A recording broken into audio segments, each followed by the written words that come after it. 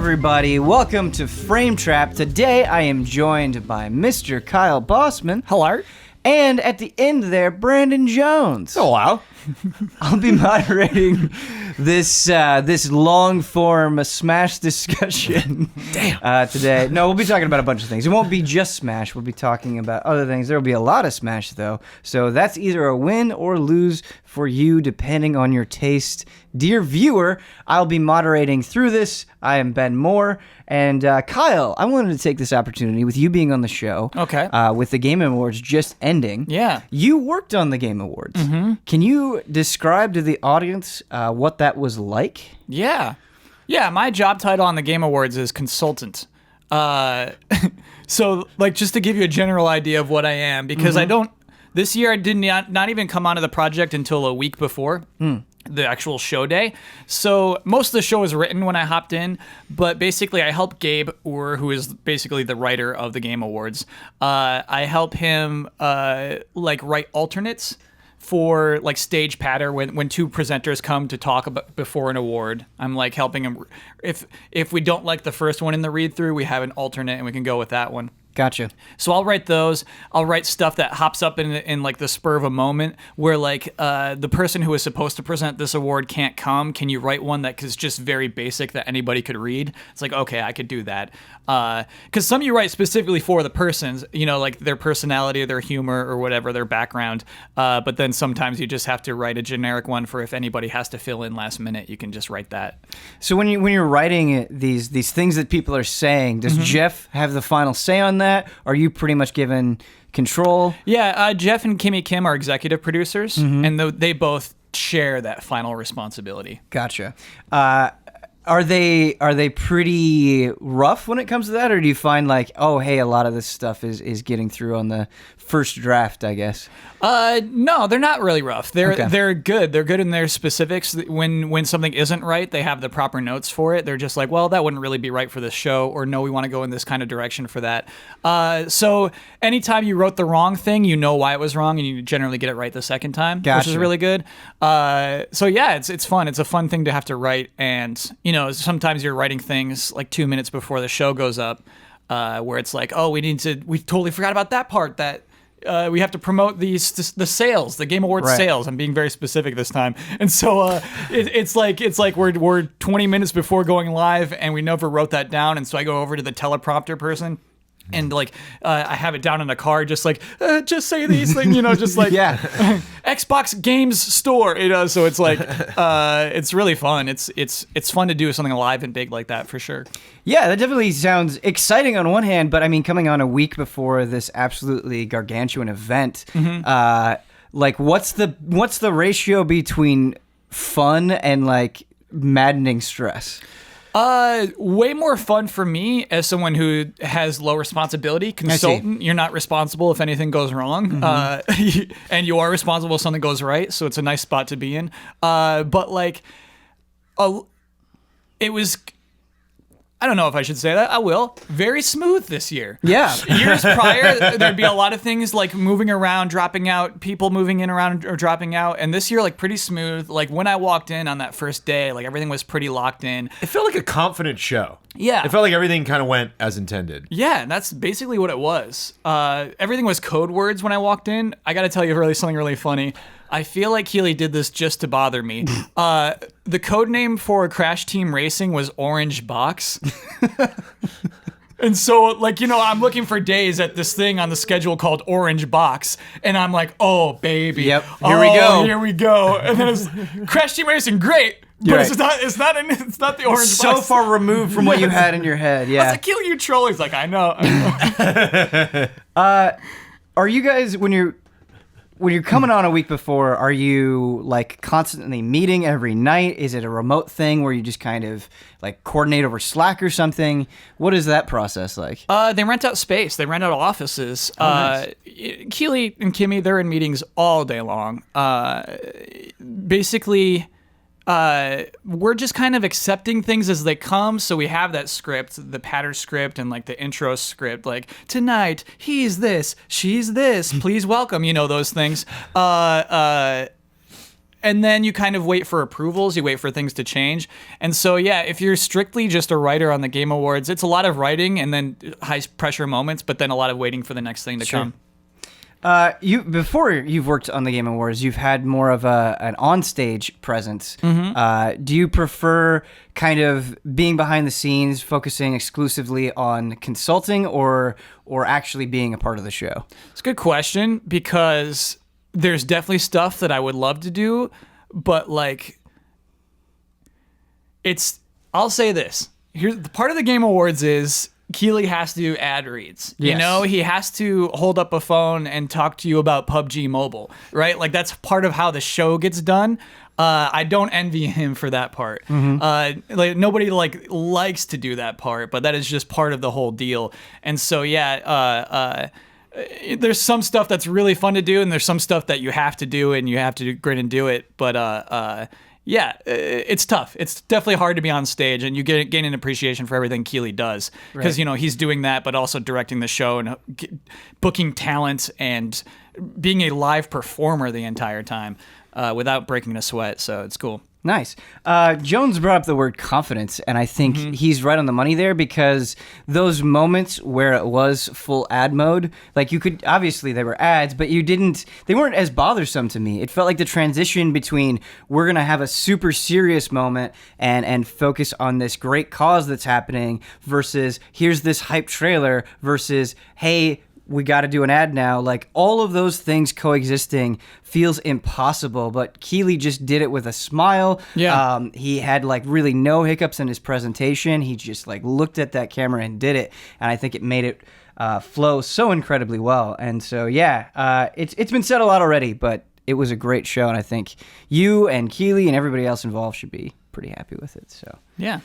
Did you know, I have to ask for my own personal reasons, did you know about Joker and Smash before the show went live? So that code name was Grand Slam.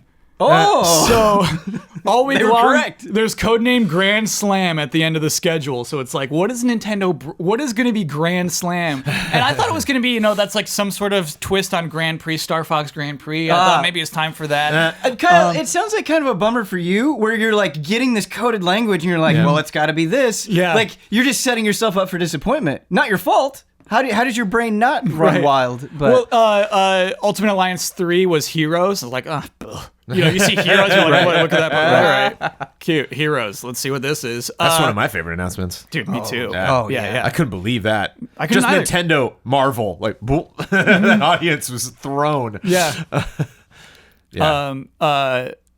Another silly thing behind the scenes is, Jeff likes to like prod at me. He's like, what do you think is going to be in the show? And so he's like, do you think they're going to announce a Smash character? I was like, no, like it's too soon for DLC. He's like, oh, okay. But for the Ultimate Alliance thing, he said, yeah, Reggie like 3 months ago told me they got something that I'm never gonna believe. He didn't tell me then. Then he told me this week, and I was like, man, I did not believe it. I really did not believe it. And I'm like, can I tell people that? He's like, no. Prior to the show, I was like, can I tell people that on the podcast? He's like, no, you can't tell them. Wow. I could not tell people that Jeff Keighley could not believe the Nintendo announcement. I have my question that I have to know. Yeah. Was that Ed Boon's idea or was that Keighley's idea? I don't know. To cut right into sports. Yeah, that was pre-established. That was my favorite moment of the whole thing. Yep. That was well established by the time I walked in, and that was like the one that it was easy to connect. Yeah. Code name to like what's happening there. I really hope it was Ed's idea. Yeah. That he's like, oh, we'd love to get MK11. He's like, oh, if only if I can crash, because it was like, I love that it did to my brain. That was when everything went black. I think that was when it like. The trailer went right away. Chain shattered through the yeah, that's thing, right. Yeah. But it was just right when the thought crossed through my head, like the millisecond that I was like, "The hell is Ed Boon doing giving a sports award?" Mm-hmm. Oh, of course. And he was so low key too. He wasn't cute and winky. Yeah, he was just like, it. "I'm really happy to announce this award. Here we go. Here are the nominees." And like so low key. Yep. You would never expect something about to happen. I would go so far as to say Ed Boon's like a low key Kojima, as far as like how he just goofs with his audience, but not at their expense. Like it's everyone loves it. It's all part of the fun, and just the idea of like the storm and then the lightning, just showing that logo first was like, he gets it. Like, he knows exactly what's going to rile this audience up. And that's so great to see. It's like magic to me when you see someone who just, I have you in the palm of my hand. Jones, I want to extend that analogy because really, Ed Boon has been relevant since the 90s. Yeah. You know, as a huge video game director, that's really, really hard to do. It's really impressive. He's like a rare talent and like needs to be appreciated. And like, you know? Mortal Kombat is seeing like its greatest success ever. Like 9 and 10 just selling gazillions of copies. Like not only relevant, but just and Injustice, man. And Injustice, absolutely. And at the launch of Easy Allies, a little retweet from Mr. Ed Boon. No way. Like, really? He was like, hey. Did you tell us this? Good on these guys. You should have told us this. No. I don't know if you remembered it because I grabbed him in a party and I was like, Ed, because I don't talk to him a lot. And I was like, I just want to say thanks. You know, you got the word out. You helped us get the word out when we first started. And he was like, okay. So I don't know if he like remembered it. He was just like, oh yeah, Game Jones. I remember those guys. Oh yeah. But we'll take it. With that announcement, I think specifically it was heavily rumored that Mortal Kombat 11 was going to be at the Game Awards, and so that's always frustrating to hear because it's like, man, that would have been a nice surprise. I still felt like that surprise was there because of how they did it, and so that extra layer really added a lot for me. Yeah, it was an exciting show. Like approaching just personally E3 levels, I think. Like, obviously, you're not going to get as many things, but I think what they had was presented so well. Like, The Outer Worlds, man. Yeah. What a cool game. I think Mortal Kombat 11 was my favorite moment. That's my favorite trailer. Yeah. I really love that one. This is the future, don't break it. I was like, what a great attitude to have.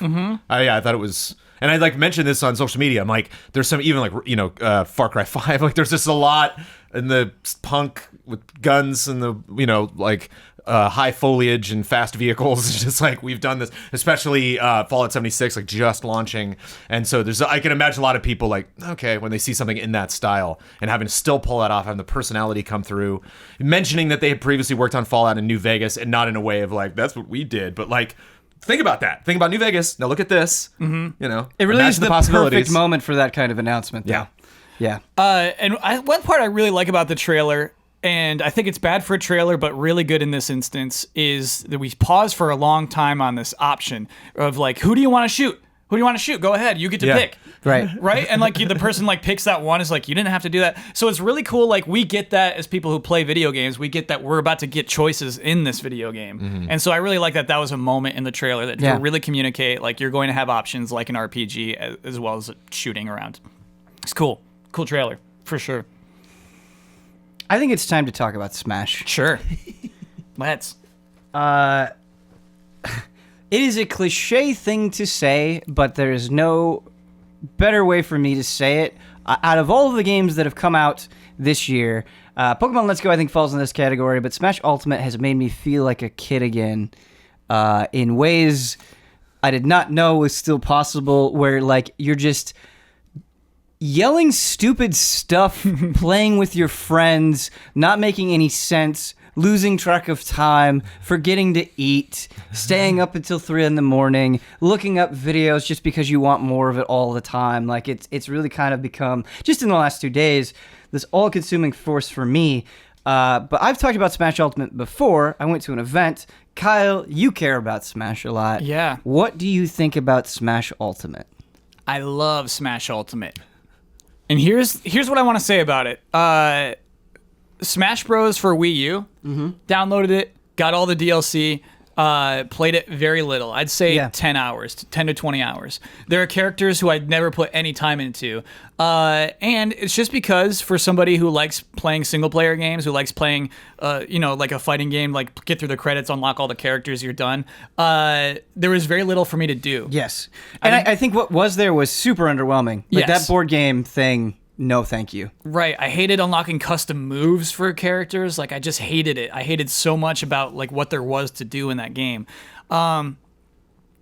When spirits were initially revealed, I was also super underwhelmed. Spirits are, Jones, they're dumb little images that give your character attributes, basically. Okay. Boost stats in certain ways. In the single-player mode or also in multiplayer?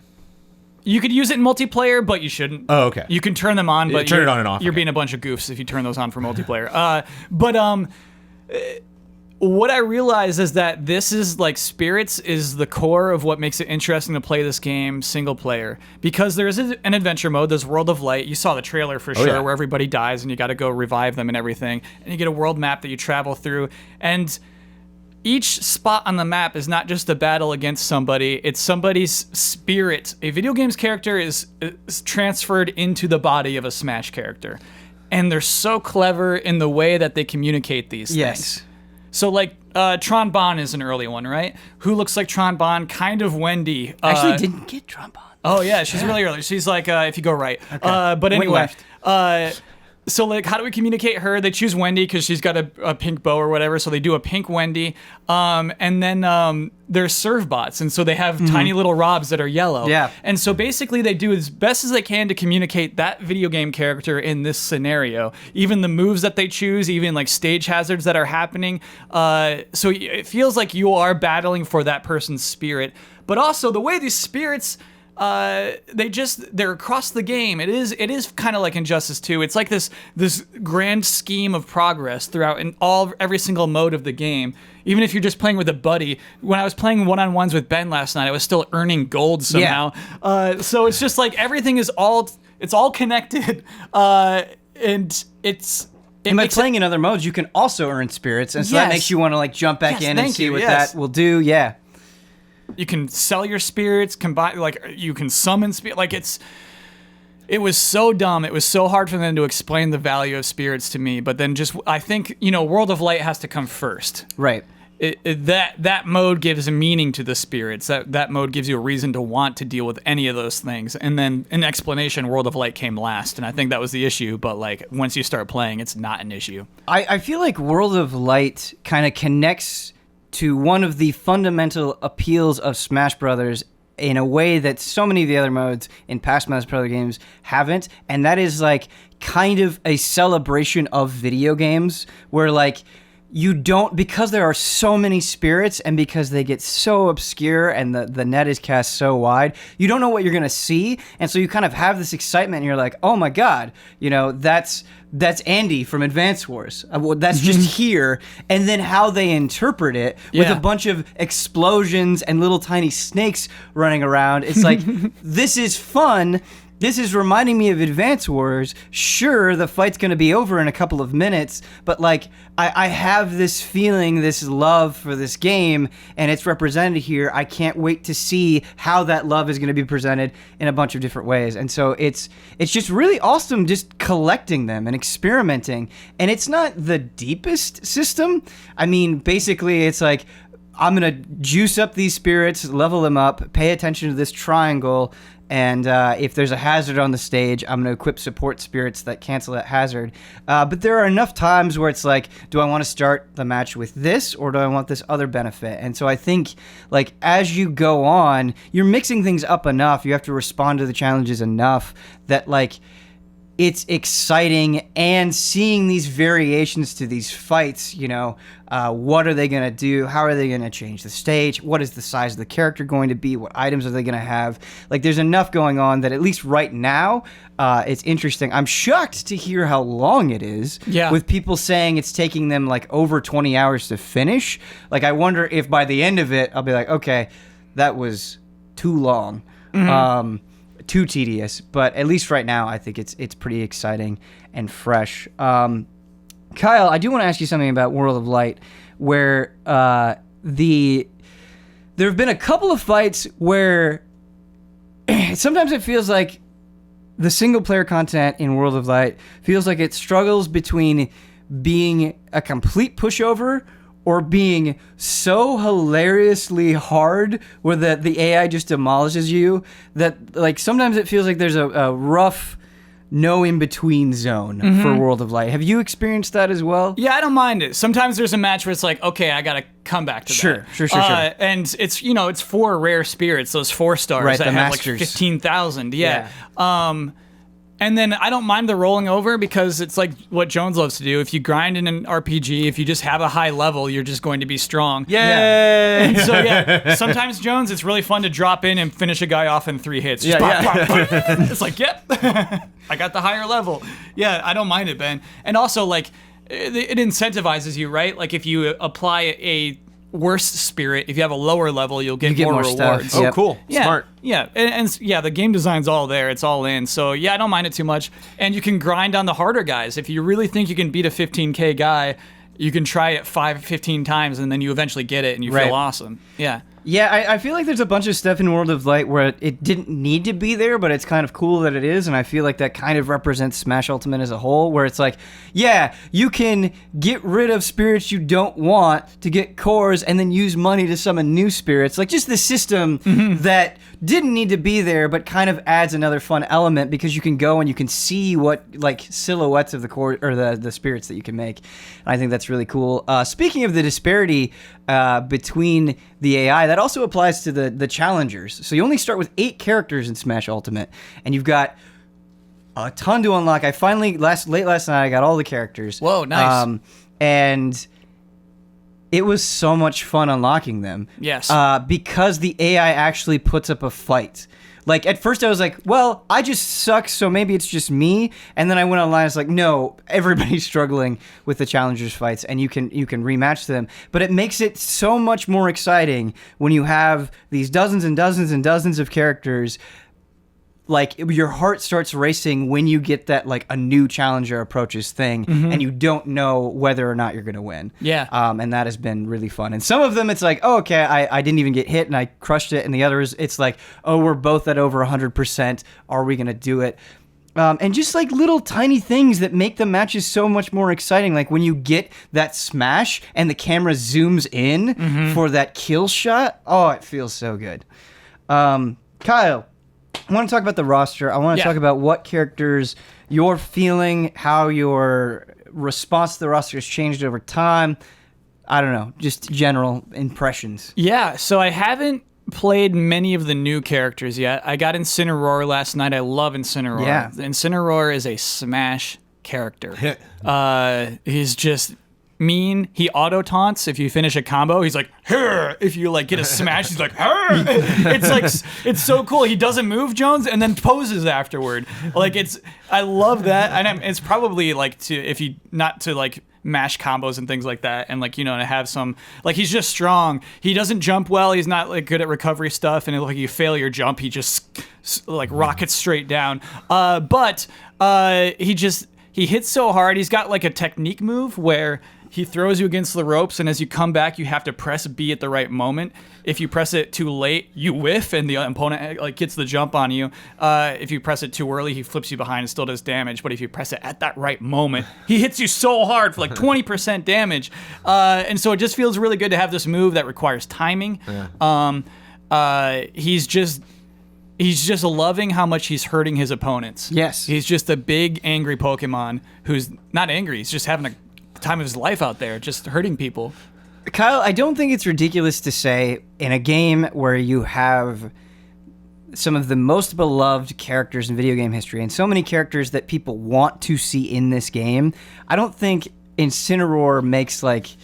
It certainly doesn't make the top 10. It probably doesn't make the top 20 or 30. Like, not a character I don't think a large number of people are clamoring for.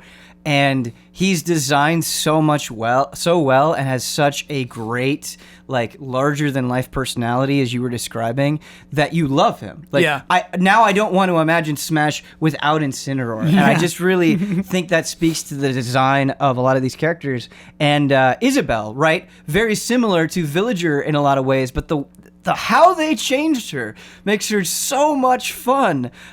Just planting that gyroid and then watching somebody just get launched up in the air by walking over it. Or the fishing rod, man.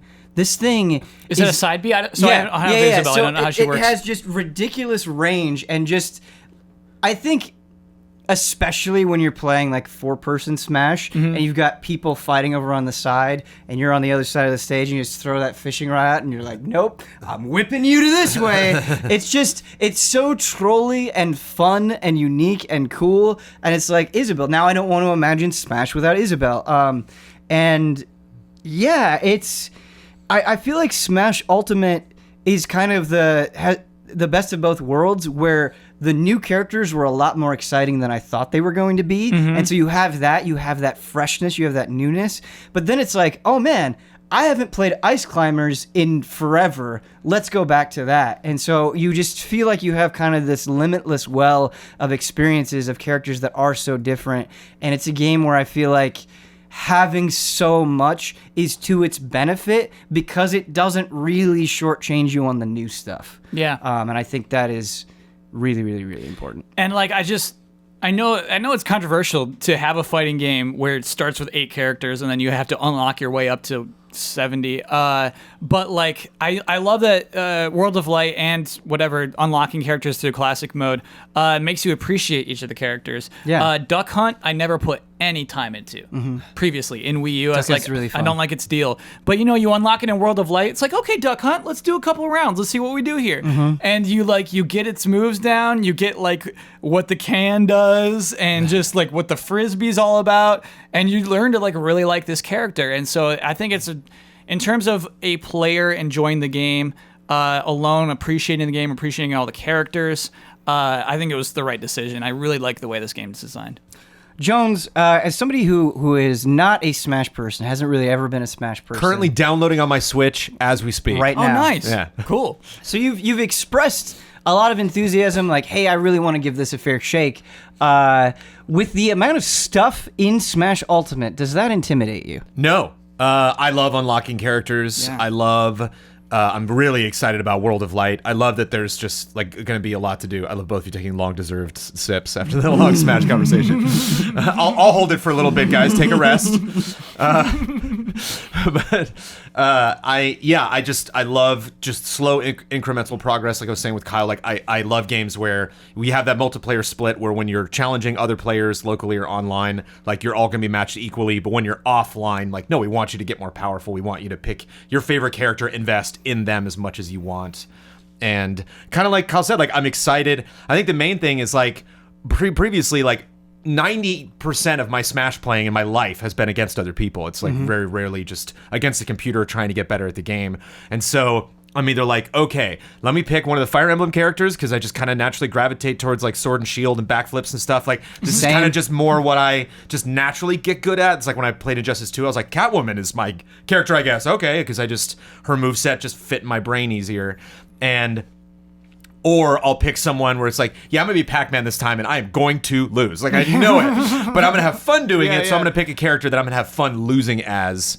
And it's going to be interesting picking those fun characters and actually trying to get better at them. Not like, what is this move? Okay, well, I'm just knocked off screen. But like, no, I actually get a chance. There's modes where I'm curious. I'm going to spend a lot of time with like that graph paper mode. Is that something you can access right away? Yeah, it's training mode. Yeah, I would love to just, I mean, Simon and I are going to spend a lot of time in there. Whenever I get a new character, Jones, I'm straight in there. Jump. Yeah, attack, it feels attack. really good to be in there. Yeah, It does. Yeah.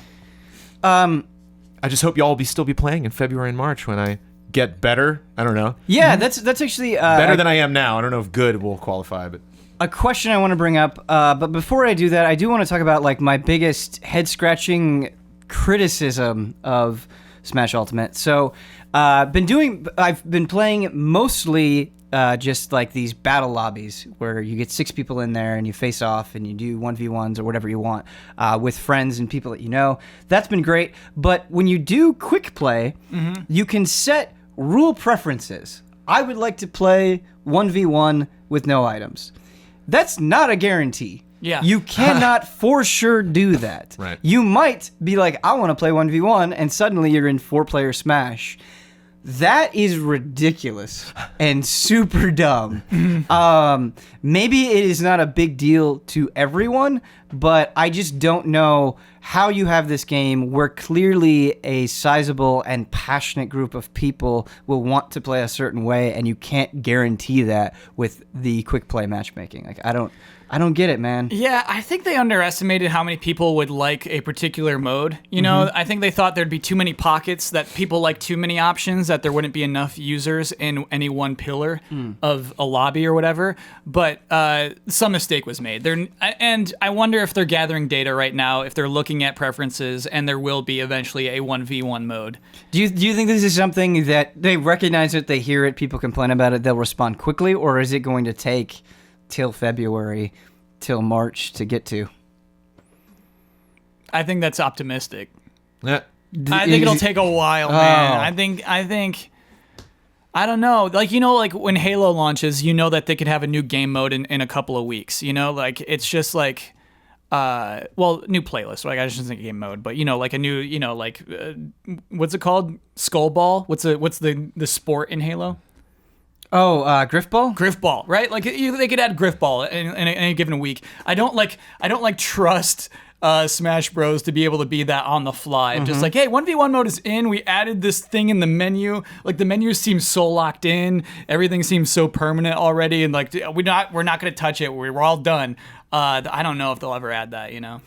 Yeah, that really concerns me, Kyle, because I feel like this honeymoon phase is so important, and like right now, I feel like you go on again, anecdotal evidence. This is not going to be the same for everybody, but me going to friends list, and it's like, I've got 6 people playing Smash. Let's get together. Let's do some matches. That's awesome. A week from now, you know, when that high intensity of hype has died down, it's like, okay, I'm hopping on, and no one's playing Smash. I want to do 1v1, and then you like get into a 4-player match.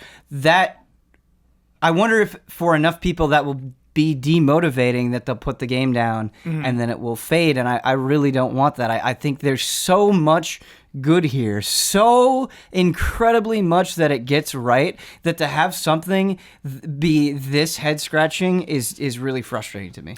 Yeah, I think another thing that's pretty interesting though is that I talked about how, you know, you can get gold playing online. I don't think there's an online progression. There's a weird, like, you know, global score per like points. You know, you'll lose points if your teammate loses in a team match that you didn't even want to get into, right? So it's just like, to me, the game clearly, it does not seem like from a design standpoint, online was ever a big part of their motivation, of what they want the player to be interested in because of what they're interested in. I think that Sakurai doesn't care about online.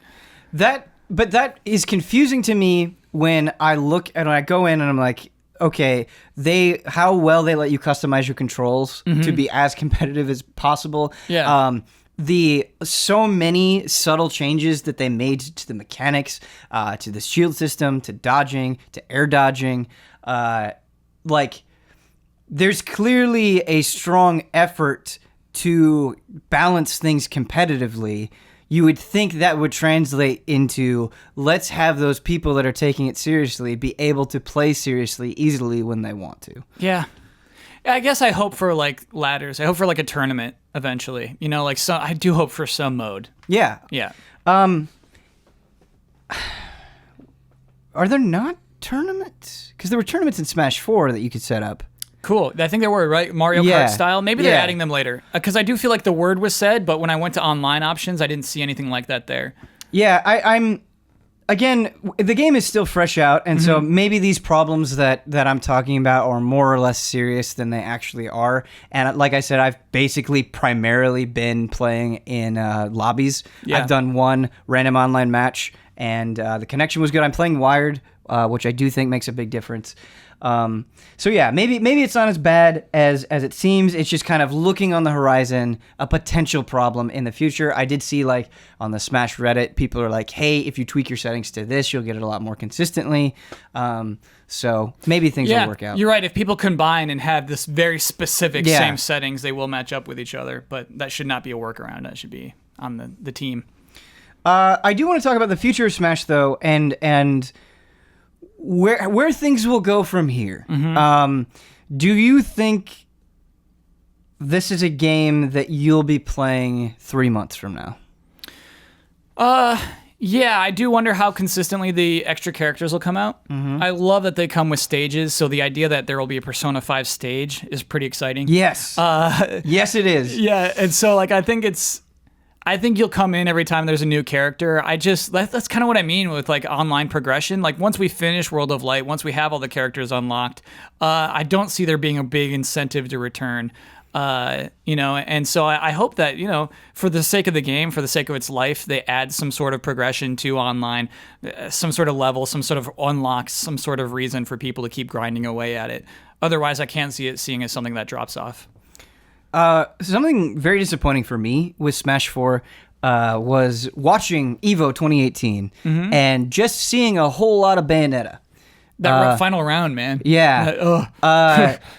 Obviously, like I'm not an authority on Smash Brothers or any fighting game, but I think from a casual, interested viewer's perspective, it felt pretty lame seeing this character be so dominant. Yeah. And I think like that, like the Tekken Grand Finals just happened, and Panda won, and that was just the hypest thing ever. And you want those moments. You want things to not feel where it's like, okay, people are gonna play this, they're gonna play exactly in this way. You want those upsets. You want those exciting moments.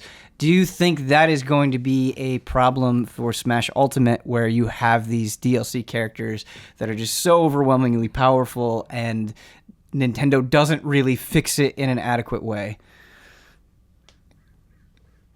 I have little reason to believe that they would improve. I feel like it was bad luck, you know? Yeah. I feel like it was just bad luck that Bayonetta turned out so good. And the part that wasn't bad luck is that Nintendo wasn't willing to nerf her completely. And so I want to believe that, you know, like it just won't happen again just because like that there won't be that hole this time. Like, well, let's really consider these characters.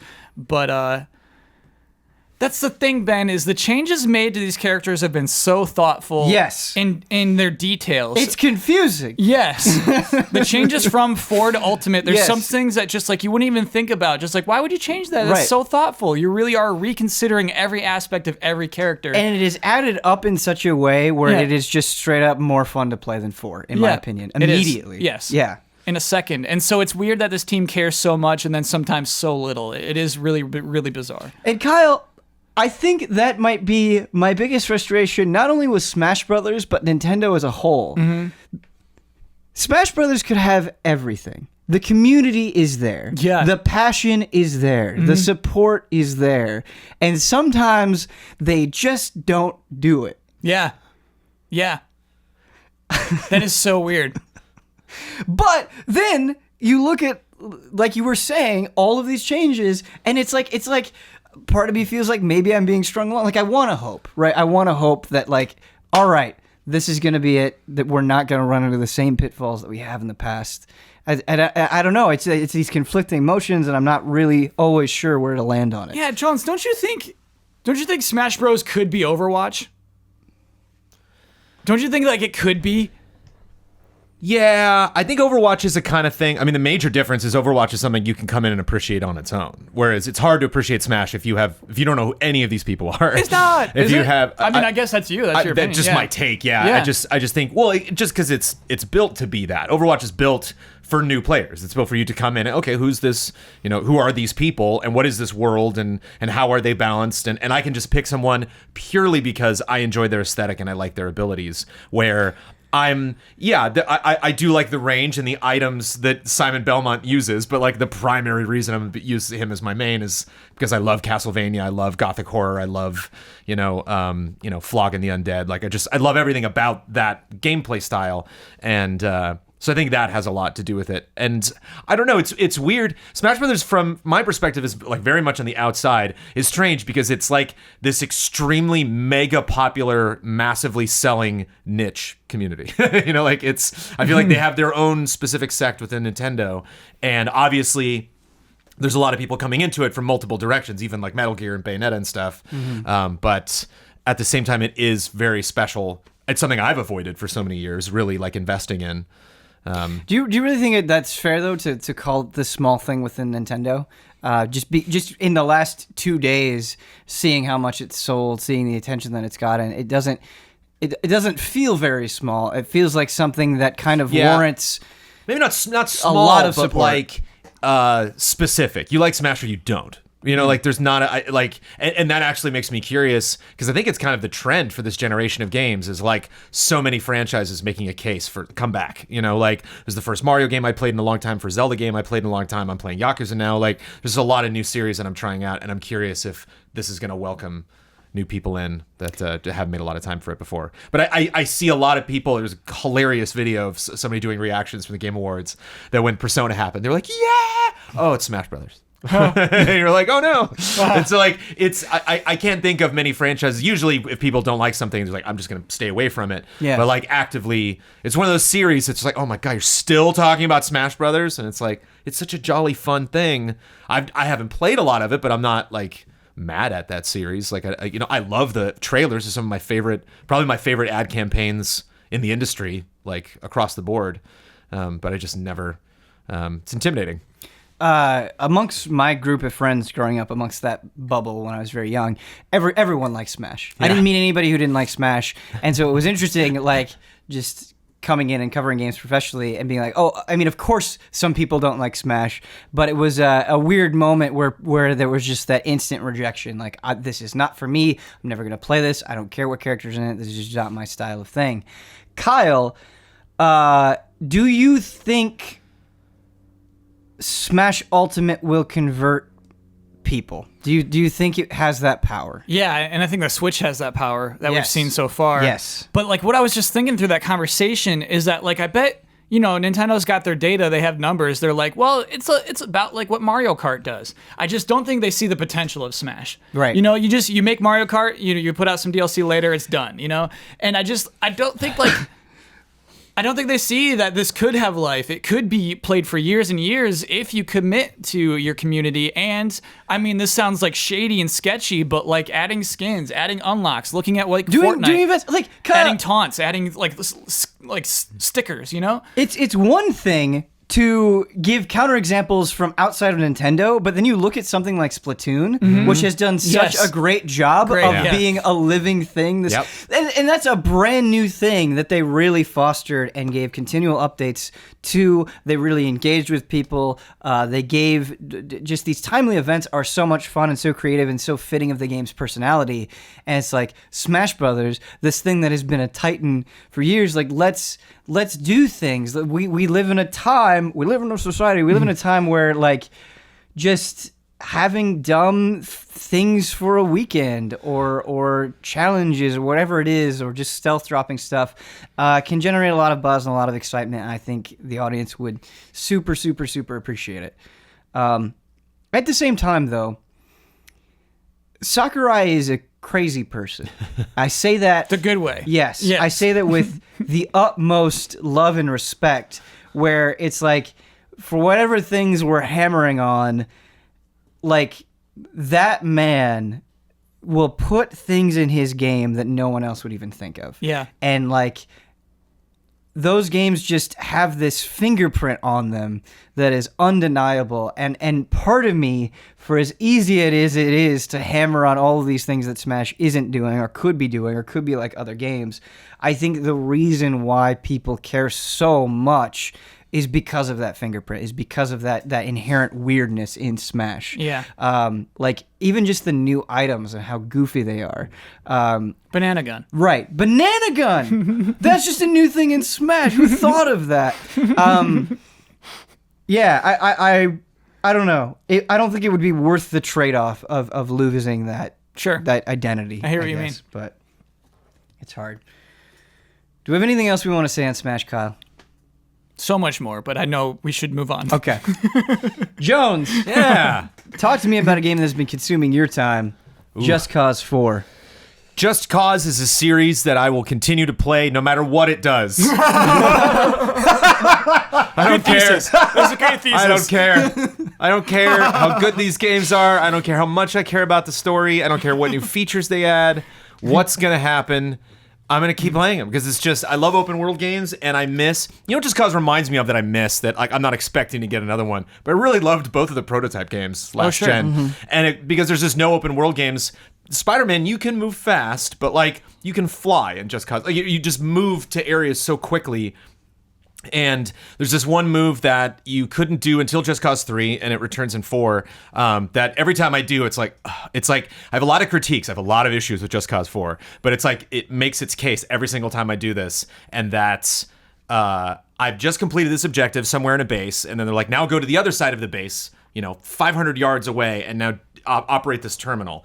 And I'll find the tallest building, zoom, target the edge of the roof, fly up, go into my parachute, and then when I get a really good thing of momentum, switch into the wingsuit. And with the span of 4 seconds, I'm flying now. And it just feels so good the way he wingsuits around. And one of my issues with Just Cause 4 is every time I'm like, yeah, but this game just feels so good. It's like, it feels just as good as it did in Just Cause 3. There's nothing they really added specifically to the wingsuit and the umbrella or and the parachute, but just that feeling of like, this world is my oyster. I can access it any way that I want. And I think that's one of the issues that I have with Just Cause as a whole is whenever I go to preview events, or when I went to preview events specifically for 3 and 4, they were like, look what a playground this is. Look at the stuff you can do. Like, I can put all these air balloons on this tank, and now I'm flying this tank. And it's like, that's cool. Why? Why would I do that? Like, why would I just have a rocket launcher on me? I'll use my rocket launcher. Like, why would I set up this elaborate thing, like, to complete the objective? So I think there's this kind of confusion with what the game wants you to do when it presents these very difficult objectives. Like, one of my least favorite things to do in Just Cause 4, it was so frustrating, is it's like, protect this tower. Here's 8 helicopters. And it's like, I have no weapon that can destroy 8 helicopters at once. So I'm going to fight 1 helicopter and the other 7 are going to blow the tower up. And I'm like, what the hell was I supposed to do there? And like, sometimes I'll just luck out. Like, bad AI will crash into each other, or like, I'll just happen to be looking in the right direction to see when the drones show up. But like, part of that game is like very hard, very chaotic, like lots of targets, lots of stuff going on. Very tough enemies. They added some crazy armored enemies this time, like some crazy like rockets or lightning guns that like 2 of these shots and you're out. And then you see the demos and it's like, well, I'm going to put a grapple here and I'm going to do a thing here. It's like, I don't have time for that. Like, I cannot play the game that way. And like, weather's a big thing. And when you finally overcome the tower that creates tornadoes, the tower that creates lightning storms, the tower that creates sandstorms, you gain the ability to create them yourself. Cool. And every time I did, it sounds cool, but every time I did that, I was like, for why? It's just like, it's neat, but it's like, I just don't, that to me is not getting at like the best I could do to accomplish. I would just be purely goofing around. I wouldn't do that to like do anything, to get an achievement or to... Guns. You have to do it from a specific spot and then steer it like it's not something I can just be like out of nowhere, tornado here, okay, it's like you have to. It's a whole process to like get it going, and so I feel bad. It's like one of those games where, and I'm sure you play games with very complicated systems, Ben, and I'm sure you felt that before, where you're like, I can tell the game is nudging me to try this stuff out, but I just don't care. Like, I'm like, I want to complete these objectives. I want to blow this base up. I'm going to bring my favorite rocket launcher, my favorite assault rifle, and then that's my favorite experience. Like, that's the best way, I think, to play this. And it is fun to make stuff go airborne or blow stuff up in a different way. But ultimately, I'm going to use the most effective thing every time. I think there are 2 good design ways to fight against that, and I think of like Divinity Original Sin 2, where it's like, okay, the odds are going to be stacked against you. You're going to be entering this fight where if you don't get creative, you will lose. And I like that, where it's like, okay, I really have to explore everything I have, or I just will not get through this at all. I love that. Or I think of like Devil May Cry, where it's like, okay, you can get through this and do badly, but you're going to get less of the thing that allows you to buy more skills. So if you want new moves and that's an area that you're interested in exploring in, do better. Like where it's like not necessarily always forcing you to engage with everything that you need to, everything that's possible. But if you do kind of stretch your limits, you will be rewarded for it. And it doesn't sound like Just Cause does either of those things. Well, there's one thing that I'm noticing a lot more. I didn't notice in the review process because I got the game like a day and a half early. So I did play a little bit of it before people really had a time to come in and do cool stuff because I had better gear at the time. And it'll track your various achievements. They call them feats. Like how high you've climbed an elevation just using the wingsuit and the grapple. And it'll note like your friends did this. And then when you log in, it's like, oh, your friend beat your time. Like they've fallen farther, faster than you have or whatever. And it's kind of an aside thing. It's like, you can track these if you want. And I almost feel like this should be bigger. Like, this should be a really big part of that. You should be encouraging me. How many balloons have you attached to one vehicle? It's like, oh, yeah, then I'll do it. Then I'll be like, yeah. I'm curious just to do that, just to goof around. But, like, again, I'm not going to do that to take a base because I'm going to fail. Because it's just, you specifically... I get a sense that they thought Just Cause 3 was too easy. And so they're like, we really want to throw the kitchen sink at you when the alarm goes off. And there's like drones, man, they're so fast, it's really hard to shoot them in the air. And it's not a matter of like this one drone is doing so much damage to me, like there's 8 other things shooting at me at the same time, and like I really got to focus on targets and stuff. And the main issue that I have with the fact that it's hard to figure out what what's most important and what I really should be using to achieve what I want to in this game is the fact that it seems like the grapple stuff and the physics is really all they focused on in this sequel to make it better than 2 or 3. And so many things not only got left behind, but are like worse than anything I've seen this gen. The story is really bad. Oh. The visuals, the character models are probably the worst I've seen in an open world game on PlayStation 4 or Xbox One. Like, it's just like, and it's not the thing where it's like, whoa, your design is way off. Like, they clearly didn't care. They clearly were like, whatever. Like, it's just, I just don't care. Like, you see hair textures, like people's hair in like outside, inside, different lighting looks totally different. Like, one guy has like a gray beard in one scene and a black beard in another scene. like one guy's hair looks like just wood shavings. Like, it's just, and it's just clear, like, we don't care. Like, you start the game and it's like, here's your nemesis. I'm like, sweet. I saw her again in a cutscene at the very end. It's like, cool. And like at the preview event, they were like, she's like kind of the anti-Rico Rodriguez. And I was like, oh, sweet. Like, so she's like, not what if we're gonna have around the world? I'm like, what if I'm gonna have a grapple battle with her? You know, or like, or like, what if like grapple battle? Yes. Assassin's Creed Odyssey, where like I can see her on the map. You know, like, she's chasing me. You know, we're like, I'll be in the middle of a mission and it's like she's showed up. Like, oh no, you know, like Darth Vader has entered the battlefield. Like, oh shit, like I should wrap it up or get out of here or something. And no, it's like they're very clearly, we want this to be a sandbox playground. Not going to focus on the story, not going to make these characters written better, not going to... I really think if anyone from the team or anyone at Square Enix is listening to this podcast, just go full Saints Row. Just make this goofy. Stop it with the... 100% agree with you. Like, Rico, your dad was involved in this project, and your parent... I don't care. I really, really don't care. Like, I'm interested maybe to learn more, and I'm kind of curious to see where this is going, but like, I'm not emotionally involved in Rico Rodriguez, especially when, like, I think a different voice actors played him in every single game. Maybe the guy from 3 went to 4, but the guy in 1 was not the guy in 2, and the guy in 2 was not the guy in 3. And it's like, yeah, I don't have any attachment, really, like, to the story or what's going on. Whereas if it was just more playful, super goofy, like, I don't know if there's something other than Saints Row, not like Crackdown, but, like, just tonally make this make sense. Just have all the stuff that you're talking about actually help me in the game beyond like, that was cool, you know. And it's just, there's just a lot of that, and it's when you see so many other things in the game fall so far behind it, it's weird. It's an interesting, Just Cause 4 is, and I don't know if I can word this in the review, which hopefully will be coming soon. I finished it late last night, but it's one of those clear games where it was enough. You know, where like they didn't, I don't think the developers like will listen to my review and be like, oh, he didn't like the visuals. Like, they know. Like, you clearly have to know that this is just off. Graphically, cutscenes when they start, like, there was one conversation, 2 people are in an elevator. I don't know if you know, like, in a lot of games, this is not like crazy behind the scenes gaming insight, but like a lot of cutscenes, it won't actually switch between 2 cameras. That camera will move. You know, like it'll actually boom, boom, boom, back and forth. And just the transition is 1 frame long, so you can't see it. Your brain just doesn't recognize it.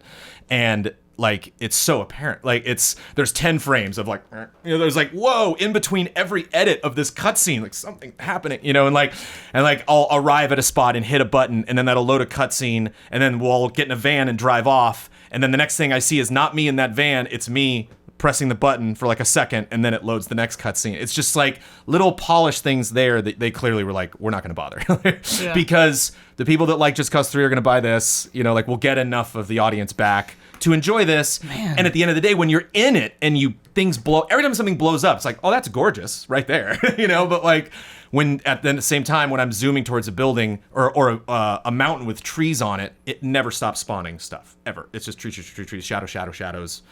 Like, it's so weird. Like, I saw somebody, weird glitch. I saw somebody had a similar glitch in Fallout 76 where, like, there was a light source underneath the earth that was coming up through the earth. Yeah. But, like, I could see the source. Like, what am I looking at? And, like, I was just in a parachute for a while staring at it, trying to get a good shot. And it's just like, they must have seen that.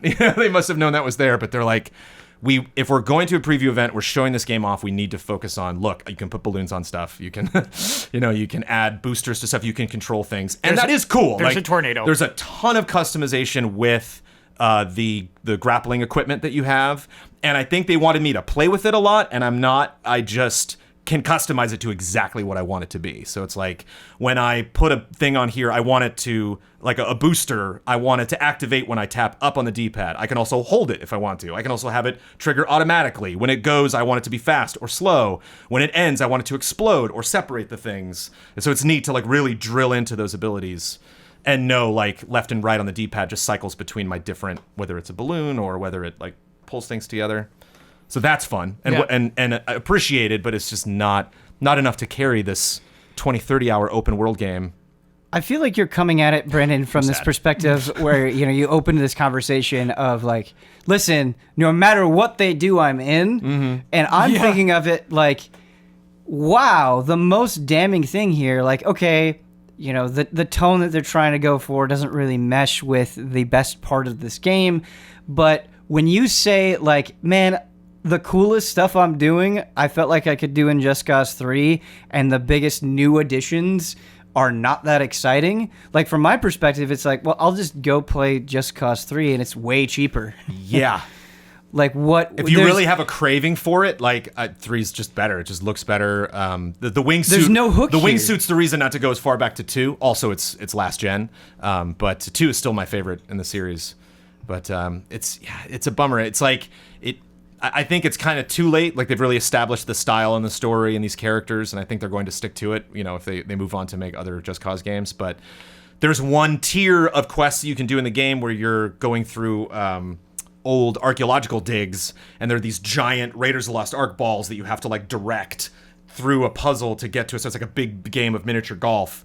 And it's like, this is all I should be doing. This should be everything. Yeah, that's cool, and like, dude. there's a side mission where you're helping a director finish a movie, and so you have to do a bunch of stunts. And like, half of them are kind of dumb, but half of them, again, are like, should be everything right here. It's like these missions where it's like, oh, just go in and blow up that base. It's like, that's what I'm doing the majority of the time. Mm-hmm. And just this whole thing should be goofy and weird and should be throwing crazy ideas at me, even just trying out new vehicles. There was one where I'm like driving this giant truck through a refinery, and it's just like, oh, neat. Like, you're making me use this weird big vehicle just for this time. I appreciate that. Yeah, I could go on and on and on. It's just, it's frustrating because it's so different and so unique, and there's, for someone who plays a ton of open world games, there's just nothing like it.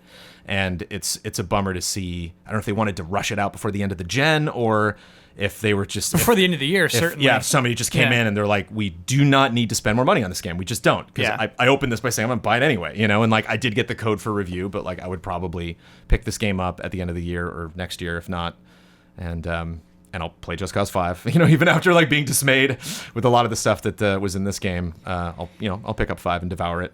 When I think somebody who is so supportive of the franchise, I think when the best response that you can sum up is a lukewarm one. Do you worry that there's not going to be a Just Cause 5? Like, these things don't just happen, and it's coming out at a pretty crowded time. 4 was so quick after 3, though. Yeah, 4 was just like automated. I was like, when they announced 4, I was like, really? Yeah. Like, wow, 3 just happened. Like, oh, okay. Yeah. And then I was like, you can't, like, what's the new thing? And they're like, weather. Oh, that's the other thing. They're like, weather. And I was like, oh, that's really neat. Like, Earth coming at you? Cool. Yeah. I flew into 2 sandstorms just because they were there, like in the desert. And I was like, oh, okay, cool. And like, it's hard to see. Rico walks slowly if he's on the ground. If you bring up your parachute, it'll just throw you in whatever direction. Never encountered a tornado or a lightning storm until I did the mission to stop them. Like, a tornado was not a thing. And again, I could see it. I could be like, oh, a tornado's over there. It's on the box But art. I was never like, no, the tornado! And like, you boot up the game, and it's like Just Cause 4, lightning storm. Right, yeah. And like, You want it to be like a constant threat. I never found them. I didn't know where to find lightning storms. Like, it wasn't at the, It should be Nemesis. It should be like, that could pop into any mission and ruin your mission. Yeah. Or like we were saying with that, with like the Assassin's Creed bounties, like the, like the hunters, these people like going after you. Yeah. If I stay too long in one place and you can see it in the distance, like, oh, okay, I gotta wrap this up because like, here comes the storm. Yeah. I mean, you just compare it to something like Red Dead, where you're saying with these weather effects, you're not the kind of player that jumps from just objective to objective. Like, you'll go and you'll explore a world, and they just felt almost non-existent.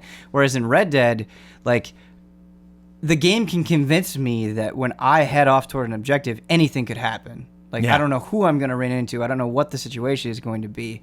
It can be that convincing. Of course, you see the same kind of stuff pop up, but there's enough variety that it's exciting to explore. And it seems like Just Cause 4 just lacks that surprise completely.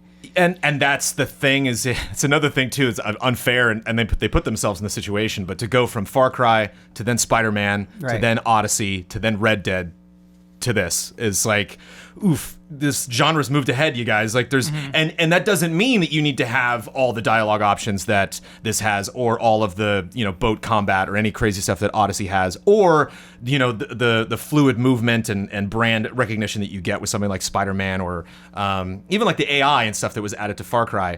Do what you do best, but make these fun things essential and part of the experience, and not just like something like fun I can do when I'm goofing off.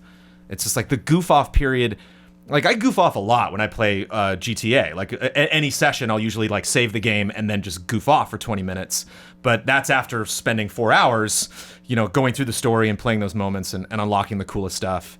And so I think the developers are just thinking like the goof off stuff is what they're really going to want to do. And it's like, it's just a shame it's not helping me at all actually get through this game. I think about Bulletstorm because I don't like what Bulletstorm does either.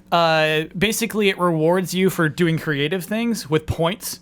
And so you're not playing the game right unless you're like using anti-grav and kicking people into cactuses. Yeah. Cacti, pardon me. But like even... That's the opposite of this, right? Like, if you attach balloons to tanks, you would get more points. I still don't think that's the solution. I feel like kicking somebody in the cactus has to be the best way to kill somebody. Attaching the balloons has to be the best way to take out a tank for you to be incentivized properly to do it. Well, I think that's because, like, again, just setting up the story. I don't know if this is a game you can spoil. I don't think it's possible, but like, just setting it up. Like, Rico's dad is involved in this process. He's trying to take down this huge tower of this guy who's subjecting his people. The people of Solis are just being screwed by this weather. Like, it's just making problems everywhere. And so you're coming in to destroy this. And in Just Cause 1 and 2, you were just a lone gun just kicking someone's ass. And that just felt so good. It was like, I kind of like not having any connection to this guy. I kind of like some dictator being like, who is this Rico jerk? What did I ever do to this guy? And it's like, I'm just going to make your life a living hell. So, like, I would love it if Just Cause 5 was just like, I'm not only going to roll in and destroy your army and take all of your money and just stop all of your plans, but I'm going to put balloons on your tanks because screw you. You know, like, if it has that vibe, then, like, if literally, like, I can hear, like, the AI of, like, he put a balloon on my tank, what the hell? Like, if the game is aware that I'm being weird, it's just you. It's just you as a player. And that seems so... It's like, you're going to go rescue my dad from that prison? Thank you, Rico. It's like, yeah, now I'm going to put balloons on tanks? It doesn't seem to mesh. It's like, either make it a serious campaign and then give me those rewarding cutscenes, or make it goofy and then make the wacky stuff I'm doing fit more into the gameplay, but don't try to do both at the same time. Sure. That's why I liked the 3-character system of Grand Theft Auto 5 so much, because when I was the most ridiculous was when I was playing as Trevor, because it felt like that was appropriate for him. And I wish more open world games would do that, where it's like, here's this spectrum of personality, and just by inhabiting that character, your playstyle will change as a result. I think that's really cool. Also, Just Cause 2 had I never played it, but had an insane 64-player mod on PC. Right, yeah. And I was like, oh, and then when Just Cause 3 got announced, it was like, oh man, they're going to have a multiplayer thing. Nope. And then 4, I was like, okay, maybe, no, okay. And like, next gen, do it. Like, this game co-op, there you go. Like, now we're talking. That's a stream. Like, that's a big deal. So for the last episode, Kyle and Brandon, we did not have a forbidden word because it was Thanksgiving time, and the demons were giving us some time off. But they are buckling down a little bit. And they're like, hey, it's not Christmas yet. And the word today that got them all riled up, cacti. Oh. You should have just said cactus. We almost slipped through. We almost slipped through. Kyle got us at the end there. We've been doing a lot of discussions for HOTTAKE, but I do like to mix things up and go back and forth between things. We're doing a game today. Cool. And it'll be a different kind of game than what we've done before, but it's pretty simple, pretty easy to understand. I thought in the spirit of Smash, it should be Smash-themed.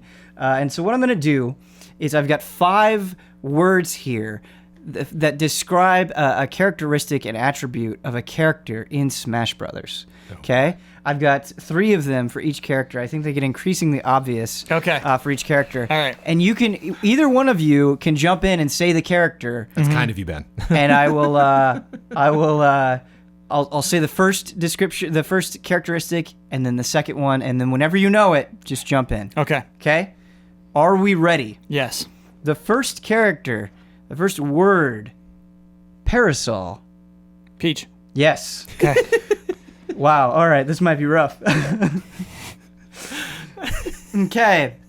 Next character. Red tie. Donkey Kong. Yes. Oh boy.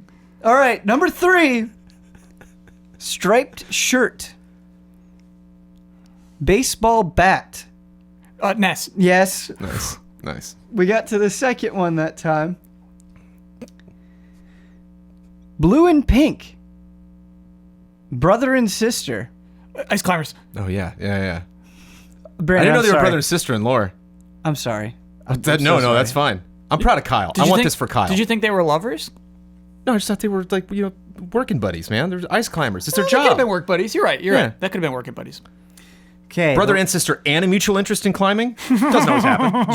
Jones, this last one is a give me. For this one, please let me read all 3 words Okay. before answering. All right. And I'm gonna have Jones take the first shot at it. Oh, what are you doing to me? Take the first crack at this one, Jones. Okay. All right. Jones's favorite character. Oh boy. Okay. Why not Animal Crossing? Right. Rage. What's Simon Belmont? It's my favorite character in the game. You mean like my favorite? Jones, this is a troll. Oh, Just okay. want to. Yoshi. Okay. Yeah. There we go. Jones's favorite character. Why not Animal Crossing? Rage. Because there are Animal Crossing characters in Smash that I got confused as well. Jones, they even they have like a Yoshi's Crafting World version of Yoshi in this game. You could play as like the fuzzy I version didn't of him. know that. That's so great. It's just like his 8th alt. Smash is the best thing to happen to Animal Crossing in 2018. Yeah. Damiani. It's true though. It's true. I hope that's in the review. It better be in that review. Put it in the review. Okay, Kyle. Mm-hmm. That was a sweep. Yeah. You crushed that. That game was not nearly as fair as it should have been. No. I don't have to be told something is a troll. It's a troll. But like Red Tie, Jones had equal crack at Red Tie. You know what I mean? Man, Jones knows who Donkey Kong is. There's over 70 characters, man. But you know who Donkey Kong is. Like, I know, but Pee Wee Herman first popped into my head. When I was thinking of Pee Wee Herman, you were thinking of Donkey Kong. That's the difference. Jones P. Herman is not a Nintendo character. It's not, but I am grasping. In my brain. I get it, yeah. And my brain offers up things. It goes into a little chest and hands something. No, not that next. And I was on the next. So what did you think of when you were at at Parasol? What came to mind? Mary Poppins? Okay. Nice. Ice Climbers are brother and sister, yeah. Yes. That's correct. And Splatoon of all things, because there is an umbrella weapon in Splatoon. Oh, yeah. So it was like the next thing that I got to, and I was like, no. Kyle, you have won the right to break us out of the frame trap dimension using a gesture or some sort of action that you think is powerful enough to get us out of here.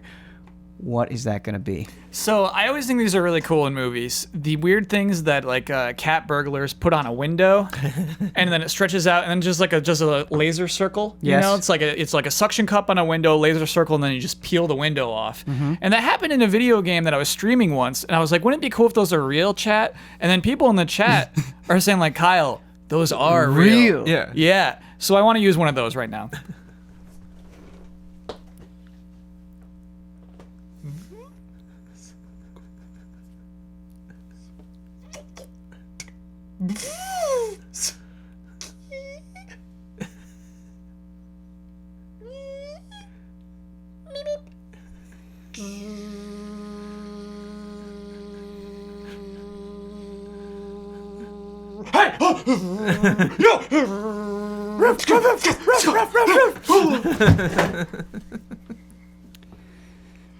This is the very first time we have not broken out of the dimension. Oh, we're still in it? I'm kidding. You got caught though. That dog got me. Yeah. Kyle, you always go above and beyond with breaking us out of the frame trap realm, and I want to commend you. I was so excited about the game today, I wanted to get right into it, but we also have another exciting part of this segment. The best part. The best part, and that is the sponsors. We're going to read through these guys really quick, give them some shout out for supporting the show. Thank you so much to all of our sponsors. Our first one is Greg, TheDarkKnight Kettering. Thank you, Greg. Next, we've got Xotig, who is doing a call-out for people to play with in Final Fantasy XIV. Hi, allies. With the hype train approaching for Final Fantasy XIV's Shadowbringers pulling out of the station, I wanted to send out an invite to any allies on the Matthias server or Greater Ether data center to join our free company or cross-world link shell. If you're on Matthias, search me up at Sophia Braxish. I'll have that on the screen so you know how to spell it. Search for Sophia Braxish on weeknights around 7 Central Time. We'll have a cross-world private party finder with the password 2016. Ah, of course. Whether you're just starting out in Eorzea or have been playing for years, let's get ready for Shadowbringers together. That's a good use of sponsorship. That is. I love that. Yes. Why 2016? So he had another password last time, but I guess it didn't work. And so I think it needed to be numbers. Yeah. And so I don't know. Okay. Maybe that's celebrating when we formed. Oh. Yeah, one of my happiest memories in the history of Easy Allies was when we were when I was playing 14 with Damiani for a little bit, and we were in the Easy Allies link shell. So it said Easy Allies by my name, and I was just in an area leveling up, and somebody came up to me and like went to trade, and I was like, oh, and they like gave me a couple items. I was like, oh, okay, cool, random, thanks. And they were like, love and respect, and then ran away. I was like, yes. Yes. That's just giving you You weren't streaming? No, I was just playing. That's really That's cool. both like awesome and a little terrifying. Nah, I think that's awesome. This is great. Yeah. Just there was like, oh, saw the name. Spies. Yeah, walked away. Our next sponsor is JoJo's Dent Co. Thank you, JoJo's Dent Co. Next, we have Ohyescoolgreat. Always fun to say, and thank you for your support. After Ohyescoolgreat, we've got Blue. Thank you, Blue. Finally, for the regular sponsors, we have Alex AI, SRPG enthusiast, always recommending great games that you should check out. This week, he says, craving some high-quality German SRPG after the BB episode of Easy Update? Download Divinity Original Sin 2, support the allies, and enjoy. Yes, Divinity Original Sin 2 is quite excellent. Much more interested now that I know it's German. Didn't even know before. German SRPG. The There's a top difference. 10 German SRPGs. I don't know. I feel like the difference is like there's going to be like more folklore into it. That's just the impression I get. It's just like What? Now every time I hear the word folklore, Yeah. I'm gonna picture Some Kyle dude Bossman doing a wave, just doing like this. little yeah, Hansel and yeah. Gretel, little folklore. Oh, that's some of the German RPG flavor. All right. Do you know what's just as exciting as folklore? Mega sponsors! Our mega sponsor is the one and only Jiggerbob Productions, who would like to tell us about his experience with a particular game. He says, I heard a lot of good things about Hyper Light Drifter, so I finally picked it up. While I loved the combat and exploration of it, I wasn't a fan of the extremely vague and incoherent story that put the bow on this adventure. It reeked of one of those stories trying way too hard to be artsy and forcing you to interpret tiny snippets. That can work. Hollow Knight was pretty vague too, but it actually made sense. I still had no idea what was going on after credits rolled in Hyper Light Drifter. It made me sad because it was such a good game otherwise. I think that's nice, and I like having the comparison. I always love a comparison. Whenever somebody's critiquing something and they're like, I didn't think it worked in this game, give me an example of where it did. That'll help me understand where you're coming from. Yeah. What a thing to do with a sponsorship Using those slot, though. sponsorship dollars, man. Just doing the same thing we are, just trying to get our opinions out in the world, trying Yeah. to make games better, you know? Reeked, though. Easy Ally sponsorships, make them work for you. Yes. Yeah. Reeked. I would like to talk about a game that is still a stone cold classic. Ooh. Okay? That I have played through the new version. I've played Katamari Damacy Reroll. Also downloading on my Switch right now. Stone Cold Classic. It is a stone cold classic. I mean, Classic. it was great on the PS2. It is great now. I will say this. I will get this out of the way. I played it on PC. Mm-hmm. It looks nicer. Oh, sure. That's about it. Oh, you mean in terms of differences? Yeah. In terms of what re-rolled means. Yes. Gotcha. It is not like this super elaborate, hey, here's all this crazy stuff. Mm-hmm. Give us $30. I will say, though, despite there not being these crazy differences or a lot of extra value, that game's ideas stand up on its own. And I think a lot of people like rightfully kind of focus on how delightfully weird it is. Just the cutscenes with the children, the king of all cosmos, the prince, it's like, oh man, sit down and have this bizarre time. But once you really dig into the game, you realize how genius the level design is, and how well the game just kind of teaches you naturally, and it creates this balance between kind of this super easygoing thing that's not so easygoing that it like you don't need to think at all.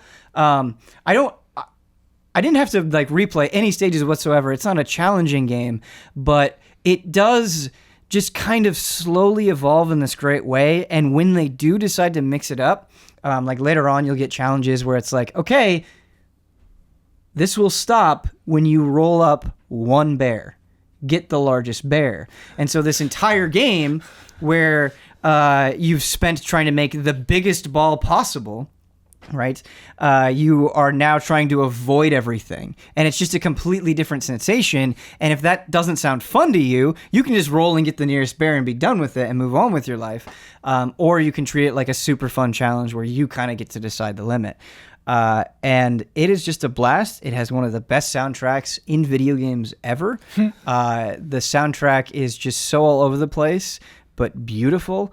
And yeah, I feel like it actually really has something to say too about like. So these cutscenes, you have this son, this mother, and this son and daughter, and they're kind of they're looking for their father who's going up to the moon, and like the son is like, hey, do you see that? Do you see this crazy thing? And the mom is like, no. And when you're playing Katamari, like you're rolling up these buildings, these animals, these people, and for the most part, until they get rolled up, like nobody really seems to mind.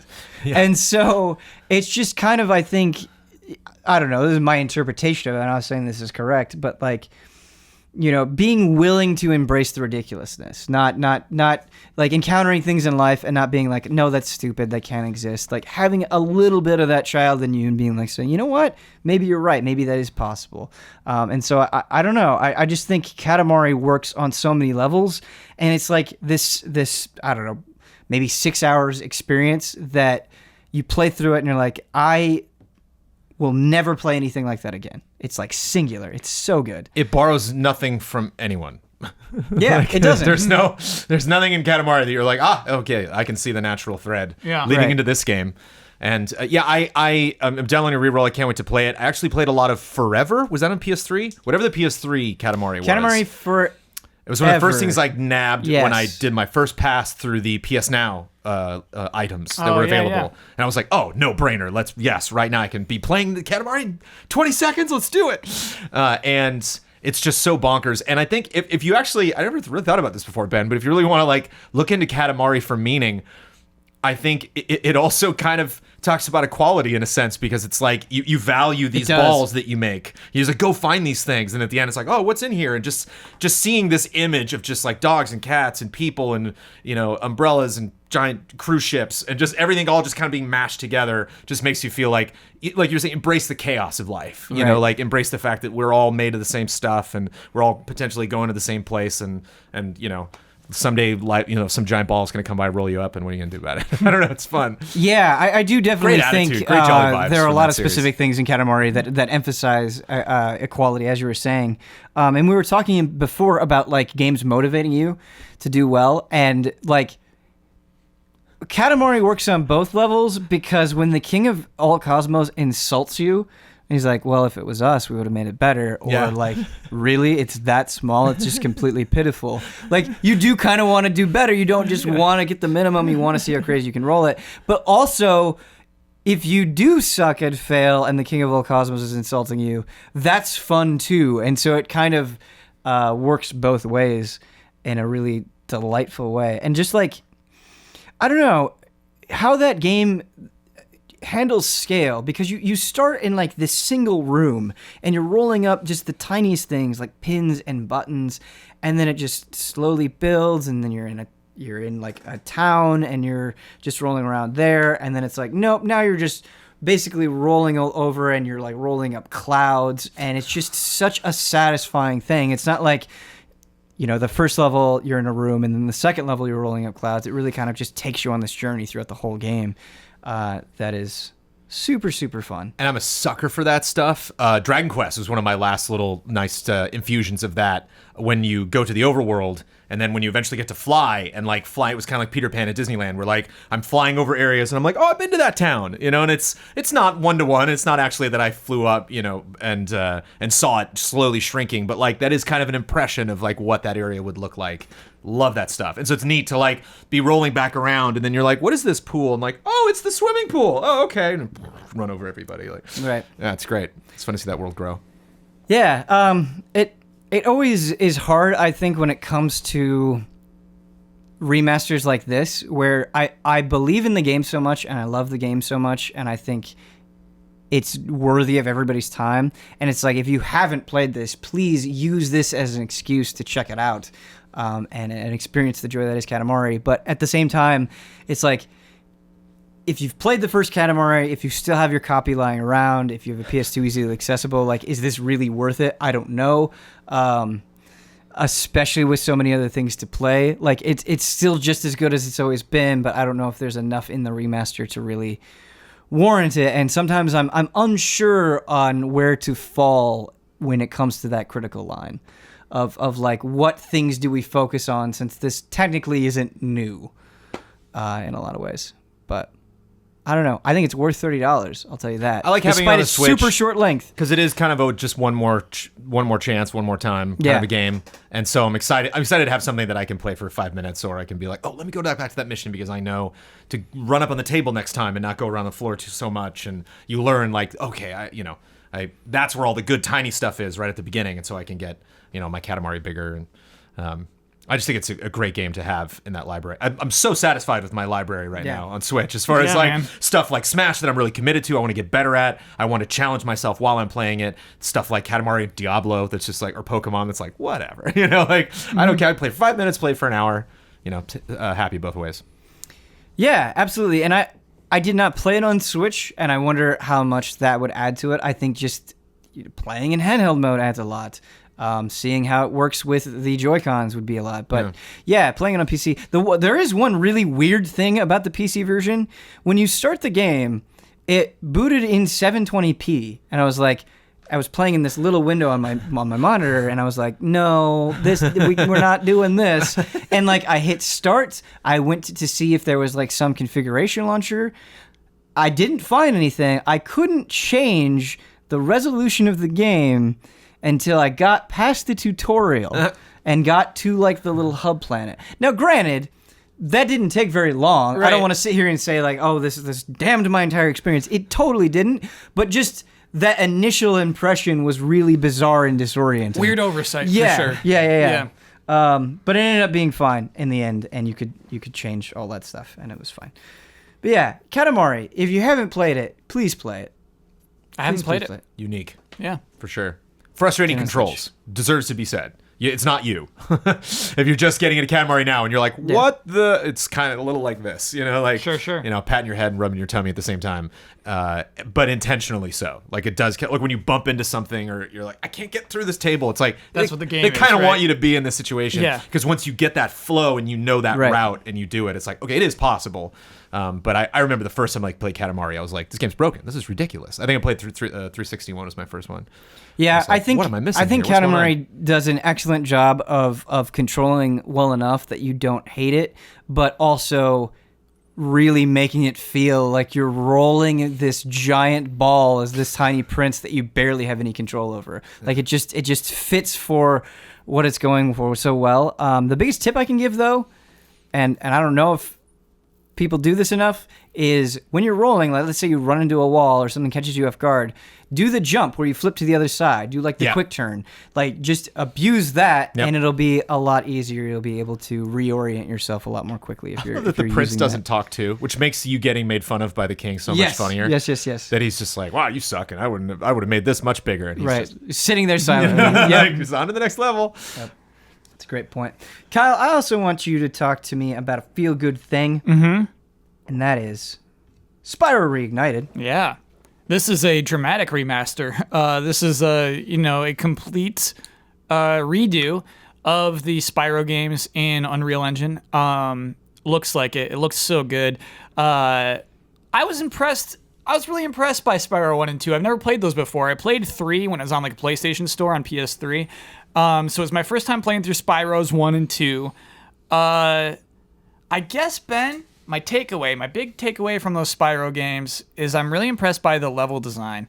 Every Spyro 1 level is like pretty tight, pretty compact, pretty much like it's just so interesting how this all fits together. The levels are not designed in a line. They're designed in like figure eights and orbs and chunks and just a nice cohesive collection of structures and things to climb up and things to glide down, and just like I really love the level design of Spyro 1. I like the enemy design. I like what they did with these because like in a game the enemies repeat. Right? Across levels, it's just like, okay, now they're red. Those enemies I was facing before are red. You see some really well-modeled enemy designs that are like animated and just like cool, and then you never see them again in any other level after this. Like some of my favorite enemies is just like a bush that runs at you and you burn it and it gets scorched. It never appears in any other level than that one level. Yeah. It's like, why are you doing this? And just like, well, that's how we made games back then.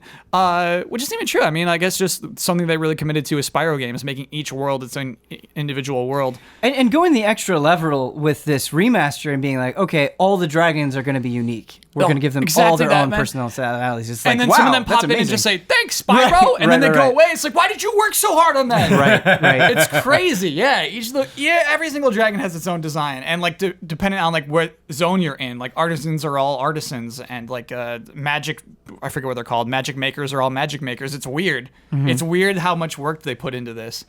I love it. I love. It's weird. It's something they lost in future Spyro games, just being able to press a button that shoots out flames. Yes. I just love being able to run around, torch things. Obviously, they put sheep there for you, and then, like, eventually they just have more individual sheep-type things that for you to burn to gain life. But, like, it just feels good to have a fire button. Yeah. I love gliding. Gliding is one of my favorite things to do in video games. In Kingdom Hearts, I love gliding. I love gliding in Spyro. I just love gliding. It just feels good. See, I love the charge and the guys that with the eggs that you have to run around the entire stage trying to get them. Yeah. That's so much fun. Yeah. Yeah. I only played Spyro 1 as a kid. I never touched 2 or 3. I still haven't touched 2 or 3 in the collection. I need to do that. But something I really like, and I feel like when you look at conversations of people playing Spyro, they're like, yep, I 100%ed it. It's like nobody is just running through it from what I'm seeing. Yes. And I think that's because the game does such a good job of, as you're kind of going through it, you'll always feel close enough to that 100% for a level where it's like, well, I might as well do the rest of it. And these levels aren't so sprawling that it becomes a huge pain in the butt to do. And so it's really satisfying and fun and pretty quick, just getting everything. And the secrets are never obtuse. There's 1 in 1 where I had to. It's actually really fun when I looked for a thing that I couldn't find. I would look at like the Spyro 1 playthroughs on YouTube, and it just all matches up. Even though they did everything completely, it's like, oh, I know where this part is in the remake. Like, it's really fun to watch those. Cool. But yeah, Ben, all the secrets are nice. Those are Spyro games, some nice secrets where it's like you're just finding a new place of this map that just opens it up. It's like, oh, this is also cohesive. And another thing I really like about Spyro 1, not so much about Spyro 2, a reward for 100%ing a game is always so strong. Like, it's important to me. Spyro 1, you get a really cool thing if you 100% that game. Spyro 2, you don't get a really cool thing. In fact, mine was bugged. I got that really cool thing for a second and then disappeared, and then I couldn't get it back anymore. What? It's like, come on. No. But I was at the end of the game anyway. You know, you already 100%ed it, so what are you going to do anyway? Yeah, but that was your thing. That was my thing. That was your thing. And then Spyro 3, Ben, it's weird. I'm like done with it. I've played like a few levels of the first world. I've already played through that game in like the PlayStation 1 version. But a weird part of it is Spyro 2 introduces like people who are like, hey, Spyro, can you help me with this thing? And like, so those are kind of fun things to do in individual levels. But Spyro 3 adds like these warps. And so that thing that I loved from Spyro 1 so much, and parts of Spyro 2 as well, is gone in Spyro 3, where every world is just like combined. Right. It's all this one continuous environment. Spyro 3 adds just like, well, you warped over here, now this is part of the level. And it's like, for some reason, that's where I tuned out. That's where I'm like, I've had enough Spyro, thank you. Yeah. Don't know why that was what it was, but it's like, love that though. It's weird to play an entire franchise, and an entire trilogy back to back to back. It's weird for them to combine them all in these things. I think I did the same with Crash Bandicoot, where it's like, played all the way through 1, played all the way from 2, 3, I'm good. Had enough Crash. Same thing. I think that's just kind of how that works, maybe.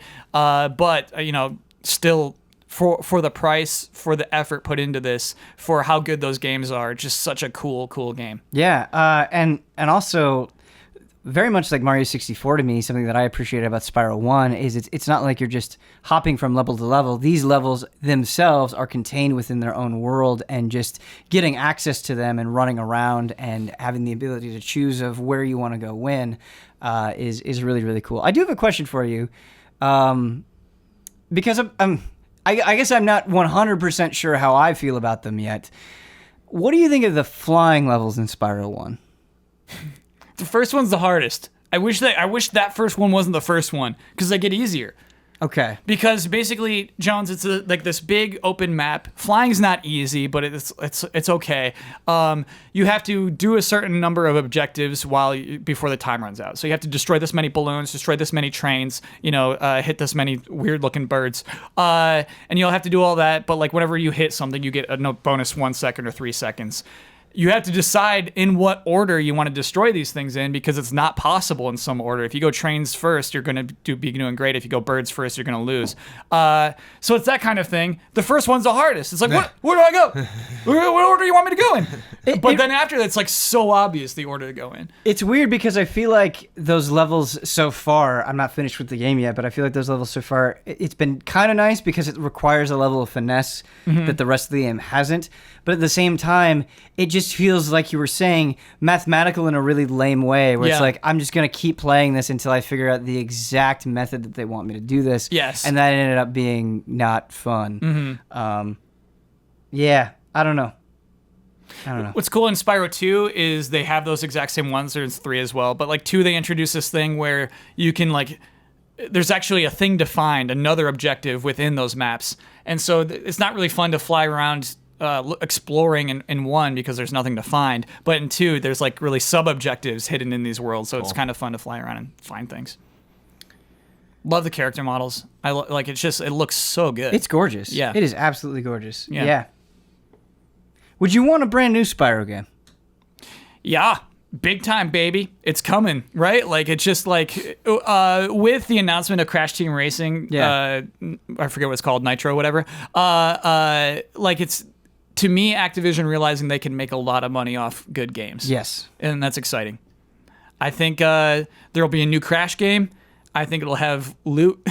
And I think the new Spyro game will have loot too. I think that we're lucky that these were kept so true to the originals, but I think there's going to be a little bit of Activision seeping into the newly announced Crash and Spyro games. That's depressing. You'll have like earrings or something, or like a little bit of Activision.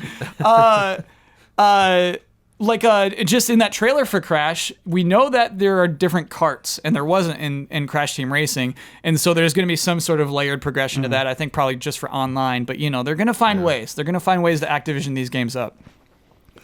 I want to spend a little bit of time talking about Red Dead Redemption 2, and Brendan, you can jump in and talk about Red Dead Online, which I haven't been able to play. I just want to talk about how how my feelings on Red Dead Redemption 2 have changed over time, and why I think if you have abandoned Red Dead Redemption, it's a long game, Brandon. It is. It's an investment. It is a very long game. And like, I don't want to just do story mission to story mission. I want to, spend time in It this feels world. wrong to just barrel through the story. Yeah, there's so much there. And there are a lot of strangers. There's a lot of things to get involved in.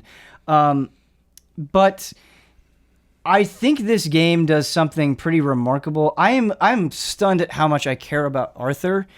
And it's not just because it's like, oh, there are all of these crazy twists and turns. It is because of how integrated he feels in this group and how slowly I've come to know this group. Seeing them go from place to place, the kind of conversations that you get into in camp, seeing things repeat in camp. I feel like I've formed a connection with this group more so than any other game this year. And what I mean by that is I feel like I understand these characters as people more so than any other game this year. And a lot of times when I play a game for review, like a big RPG, a lot of the most common complaint that I have with those games is, boy, it really doesn't feel like you justified the length. I'm not against this being 60 hours, 80 hours, 100 hours. I'm okay with that. But it didn't need to be. It felt like it was because that was an expectation of the genre. Whereas with Red Dead Redemption 2, and people are going to disagree with this, yes. I really feel like it uses that time to its advantage. And the more that I invest in it, the more that I pull out of it. And I'm really, really grateful for that. And yeah, just the slow evolution of Arthur. Like this is a game that is not afraid to show Arthur do absolutely heinous things, and then you still end up walking away really liking the guy and really understanding where he's coming from. And so I think that is pretty remarkable. Jones, did you have a similar kind of feeling with this group of people, with this band of outlaws? Yeah, one of the things, last night, 2 nights ago? Boy, what day is it? 2 days ago, Red Dead took home the award for Best Narrative. And a lot of people were like, no, that narrative was terrible. And I am on this, I really, really liked it. And I think that's kind of like the one, there's a lot of things, a lot of ups and downs with Red Dead, a lot of things, valid complaints that I've seen online that whether I agree with them or not, I totally understand where people are coming from. But one of the major things that I keep coming back to with Red Dead, I think is really remarkable, is a lot of games now, even something like God of War that's doing just some really moving, incredibly epic, powerful story moments, are set along a track that kind of we're all going to experience very similarly. Like I might have been wearing a different outfit than you in that cutscene, but we both kind of got the same cutscenes. When we talk about it, we're going to talk about that moment that the director, those writers wanted us to experience exactly in that way. And there really isn't, there's like a couple of moments, but there really isn't like one moment you can point out in Red Dead out of everything that happens that's like, that's the turning point. That's the big deal. That's the one thing everyone's going to be talking about, other than like the Lenny mission, of course, but like, just for its comedic value. But like, and I'm not saying all games need to do this, but I like that.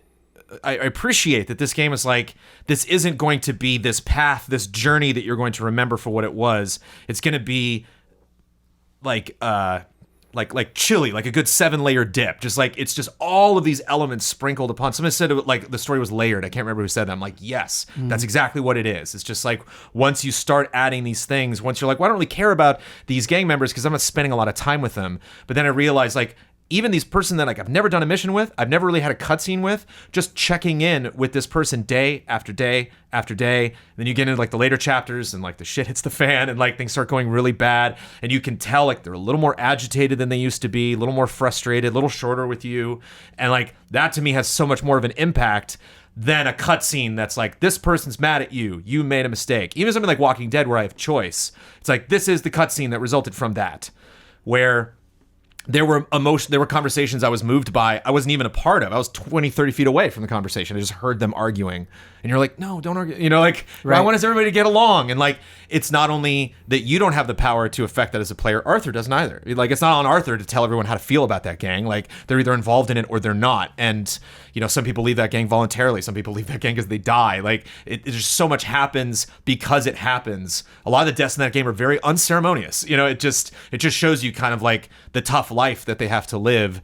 And it was fascinating going back and playing again and stopping when I could tell chapter 2 was about to end and being like, I am not going to do any more of the story. I'm just going to get all my bad stuff out of my system and go run around in my all black Arthur outfit and just be nasty to everybody and see what happens.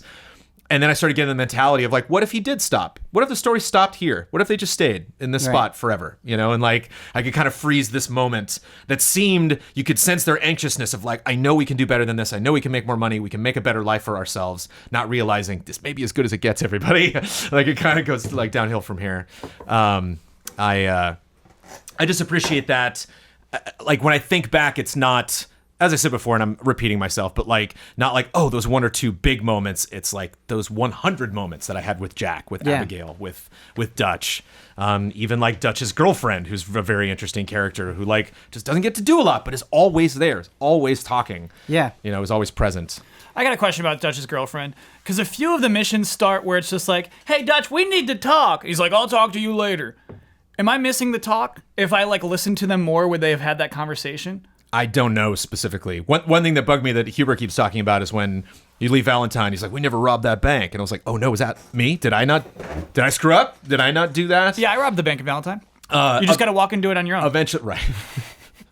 But I think, yeah, it is kind of tough to tell, like, what, is this happening because of me, or is this the way that the game would happen anyway? And yeah, that there's pluses and minuses to that. It is kind of nice having that ambiguity, because that's life. You know, you don't really know whether something is your fault or not all the time. Funny comparison. You know what? I don't think I would give Best Narrative to God of War. And maybe like after the trilogy is done, maybe we can give Best Narrative to God of War, you know? I completely agree. It's a case, Jones. It's hard to give Best Narrative to a game that is so open. I'd probably give it to Spider-Man. Do you know what I mean? Like, it's hard to say, like, your individual experience is your own, and that's why it's Best Narrative, you know? Because it's like, you have to design a narrative. You have to design when a person is going to feel this and when this change happens. And in its flexibility, kind of like Zelda. Zelda Game of the Year easily, Breath of the Wild, but it was not close to Best Narrative because it's so free, and because that's the design of it, is it's meant to be that way. I'd have a hard time saying, like, it's definitely writing, right? People are attached to its writing, and so maybe if it's called Best Writing, I could see it better. But like Best Narrative to me is a structure, it's an arc, you know, it's a flow, and so it's hard to give that to an open world that is so open in my book. But I do think Rockstar kind of overcomes itself in a lot of ways, and I always get so annoyed, not just in Rockstar games, but in other games. I felt this very much in Assassin's Creed Odyssey as well, where the people that are supposedly telling the story feel nothing more than mission givers. It's like, okay, I'm coming up, you are marked on the map, I go to where you're marked on the map, I talk to you, you give me your objective, I go and do the thing, I come back, and then we're done. Our relationship is done. There's a beginning and an end, and you're not in the middle really at all. And I feel like with Red Dead Redemption 2, with one of the key characters, Dutch, he's around all the time. And like not in everything that you do, but like this character that is so influential to Arthur and the rest of the gang. He's at camp. He's listening to music. He's doing things. He will talk to you. He will go on missions with you. He will do the dirty stuff with you. Having that presence, I think, like Red Dead Redemption 2, as far as open world games. When I say, like, I really get to know these characters, it's not just because they're well written, it is because of how thoughtfully they're incorporated in so many of the activities that I think is really, really, really cool. And characters that I didn't expect to get a lot of time coming into the story later and being incorporated in pretty smart ways. I don't know. Sometimes I think with games, what matters less to me is the, like, okay, here's the plot that I'm going to describe to you, and what's more important is how it all comes together to make me feel, like how it all comes together to be like, okay, this is the journey that I went on with these people. How convincing was that journey? Did that journey feel artificial? Did it feel gamey? And like, that's not, at this point, that's not what this is feeling like. Yeah. Like, I'll give you an example, Kyle. Like, there's a Hatfield and the McCoy section of Red Dead Redemption 2. Yeah. The Braithwaites and the, I don't remember the name of the other family. And for those of you who don't know, the Hatfields and McCoy were two actual families in the era that hated each other, and kind of like a Capulet Montague situation where, like they didn't even remember why. They were just always at war, and these two big families that owned a lot of land that were close to each other, and so they're just always, picking on each other, shooting at each other. I was introduced to that storyline in the world, walking down a trail and having a guy like running away, and one of the Braithwaites, and he like jumps over a fence and runs past me, and guys are shooting at him like, "You get off my land, Braithwaites!" And I'm like, "Braithwaites, what?" And then like load up the map like Braithwaite Manor, and I was like, "Oh, it's like a Hatfield McCoy thing. Cool." That was in the world, and it's like. That's why I think it's the best narrative, because it's like we're introducing you and updating you on things in a way that just other games don't. There's just no other game I can think of that did that. That's usually like, oh, well, now here's the cutscene that introduces you to these things. Which is how I was introduced to them. Yeah. And I could have easily, if my horse was going super fast, run right by that and missed it and not understood what was going on. Mm-hmm. And I got the same thing again. I think I was coming from the same direction the second time I played. And so like it is, written, it is posted to be presented to you in that way. Mm-hmm. But it just feels so much more organic. And again, it's not something where it's like Assassin's Creed, you better start doing this. Like everyone's free to tell stories the way they want to. I want to put a pin in Red Dead and remember in 2018 what they pulled off in terms of like how to spread out a story and surprise you with it so many times, hundreds and hundreds and hundreds of times throughout one playthrough. I feel like in Red Dead Redemption 1, there was definitely a problem of objective and tone feeling consistent, where like the characters that you were involved in your own personal journey would sometimes feel sidetracked or just suddenly shift in a way that didn't really feel very organic. In Red Dead Redemption 2, you definitely have sharp shifts, but I always feel like they managed to keep the gang as the core. Like even when you have the Braithwaites, and I forget the other family's name. I was trying really hard to remember it. I can't. Does it begin with a C? Conway? I don't remember. But anyway, when you have those two families fighting, I was a little bit worried that it was like, okay, now we're going to focus super heavily on them. It's not going to feel as personal. It's not going to feel as motivated for the gang surviving and pulling off a big score. But that doesn't happen. That just feels like a new avenue to explore the gang. And it never... I feel like Red Dead Redemption 2 does a much better job of keeping this kind of intimate feeling a lot better than Red Dead Redemption 1 does. Do you know what I think might contribute to that? Is that every time you finish a mission, not just you gets a cut, but your gang gets a cut. Right. And so, like, actually, it does incentivize the character in this world to be doing these things because it is contributing to the gang as a whole. Mm-hmm. And then you can choose, actually, to put more money of your own money into the gang if you want to. I like... I do wish there were more like in-game rewards for doing stuff. Like I wish there was a sick gun that was way better than the gun that I already have that you get for like doing this certain path, things like that, like more in-game rewards. But at least in terms of what the character is going through, there is a reason for him to do the side quests and side missions. A lot of people say the story in Red Dead's boring, and I'll give them that because I think Rockstar attempted to solve an issue that has been a problem for me in a lot of Rockstar games, GTA and Red Dead, especially Red Dead. Going back and playing it a second time, almost every cutscene, John is telling the person, I don't have time for this. Yeah. Like, continually, over and over and over again. Like, I am looking for Bill Williamson and Javier Escuela. That is the reason I'm doing this mission for you. Tell me what I want to know, or I'm not going to do this crap anymore. Where the gang is the plot of Red Dead 2. And so it's like, it's not like, why am I robbing this bank? Oh, for the gang. It's like, why am I helping, Charles? Because he's in your gang. And so it all this stuff that you're doing might not seem like the most important thing in the world, but that's so that you can go out and hunt and stuff and not feel like I'm taking away from what I should be doing, or that, You're right, even the hunting I'm using my time game. poorly. Yeah. Like I think they really tried to solve that this time, and I think the end result of that was maybe some people being like, when does this get good? Like when am I going to do something that I really feel helped the gang or impacted me as a character? And unfortunately, you got to put in like 50, 60, 70 hours to like, oh, okay, like I'm finally getting to that point. And, not to say it works out well for everybody, but I'm seeing where this is going, what this has all been building up to. The choices that you make have taught me something, that a lot of games, when you are making a choice, really all that matters is the choice itself and how you want to be perceived in this choice. It's like, okay, in this moment, do I want to do the good thing or the bad thing? And all I'm focusing about is the choice. In Red Dead Redemption 2, there are plenty of moments where my choice is influenced by the state that Arthur is currently in and what has currently happened to him. And I feel like there are specific moments where they present you with an option right after, Arthur has undergone something, and it completely changes the way that you would normally think about that choice. Like if they gave you that choice at the beginning of the game, it would have a completely different context, and I really appreciate that a lot. And I think it adds so much more meaning to that character as a whole. Good and evil, too. Yeah. Going back and being evil in a second or just bad, just having bad honor, noticing that there were things I did as a good guy in the first game, not realizing how perfectly programmed they are for you to be sadistic and terrible, and replaying the game and doing those things and being like, oh, you just wrapped that up with a bow for me to be the worst person ever. Like one of the ones that really disturbed me, that I'm like, I'm still gonna stick through and be a terrible person this playthrough, but like I feel I need a shower right now. I feel gross after doing that. And I picked someone up on the street who's like, my horse died, can you help me back into town? And I was like, sure. And she hopped up on my horse and I went off into the woods, and she was like, where are we going?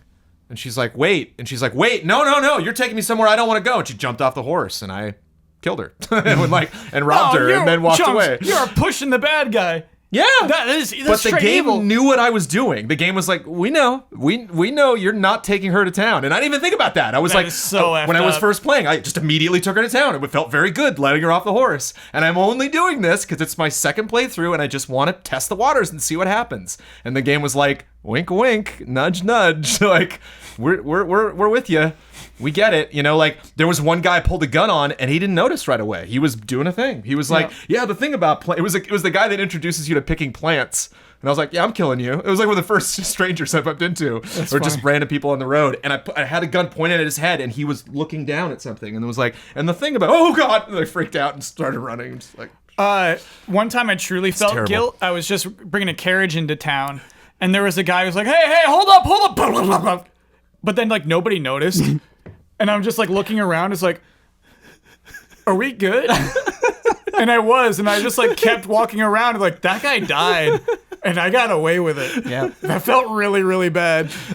And just the witness system of being like, if you chase this one guy down and threaten him or dispose of him, you're good. Yeah, you're fine. Or even just people discovering scenes. Hearing from a distance really faintly, like, oh my God. They find a body or something. Or sniping a witness from really far away. My two favorite choices so far. One was like, hey, Arthur, you want to go fishing with us now that the mission's over? And I'm like, no. Yeah. Love that. Yeah, totally did. And then the other one was like the like ex-girlfriend is like, I'm sorry, you weren't good enough for me. Will you help my brother? I'm like, no. Like, it's cool that the game lets you do that, No. Bye. Kyle, I've very much enjoyed where that storyline has gone. I don't care. She doesn't deserve my love. I'm proud of you, Kyle. She had her chance. I'm proud of you. Yeah. I don't disagree with you. Yeah. I just think it's done well in the game. Yeah. On my second playthrough, it was nice to be like, bye. Yeah. It's cool. Later. Choices like that are cool. I like that better than like live or die. You know what I mean? Just Sure. like, no, I'm good. It's pretty cool. Brandon, tell me about Red Dead Online. Cool. I'll be brief because I'm up to rank 20.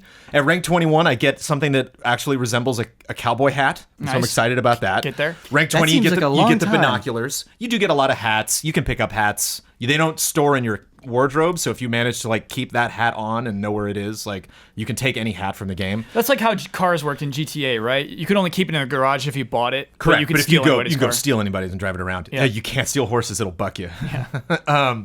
But I don't know. I tested it once, and that's what happened. I don't know specifically how that system works, but they just did an update today, I think, or recently. I got the email today with all of the updates from their first week of notes from everybody, and like a lot of people are talking about progression. A lot of people are like, I'm not making money enough. I'm not earning as much as I think I should. I kind of got a kick out of it. It was kind of the opposite of New Game Plus, like starting over as a new character that I created and having very little resources. Yeah. It was almost like a survival game. I kind of dug it. And I stayed up until 5 a.m. one night trying to get that $200 to get the Easy Allies posse. And like, I had a lot of fun doing that. It was neat.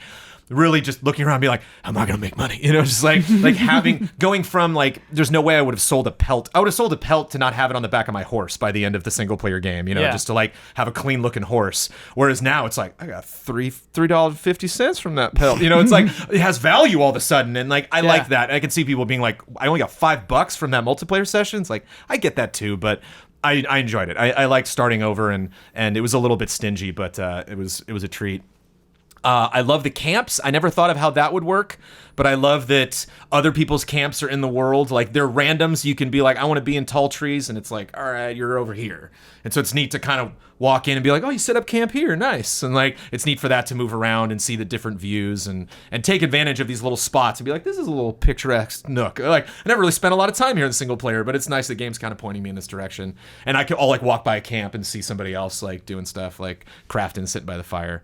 I'm looking forward to when more people jump into the game, seeing more groups of people like chilling at camps. You can put up a white flag to be like, you can't shoot me while I'm in camp. Yeah, I dig it.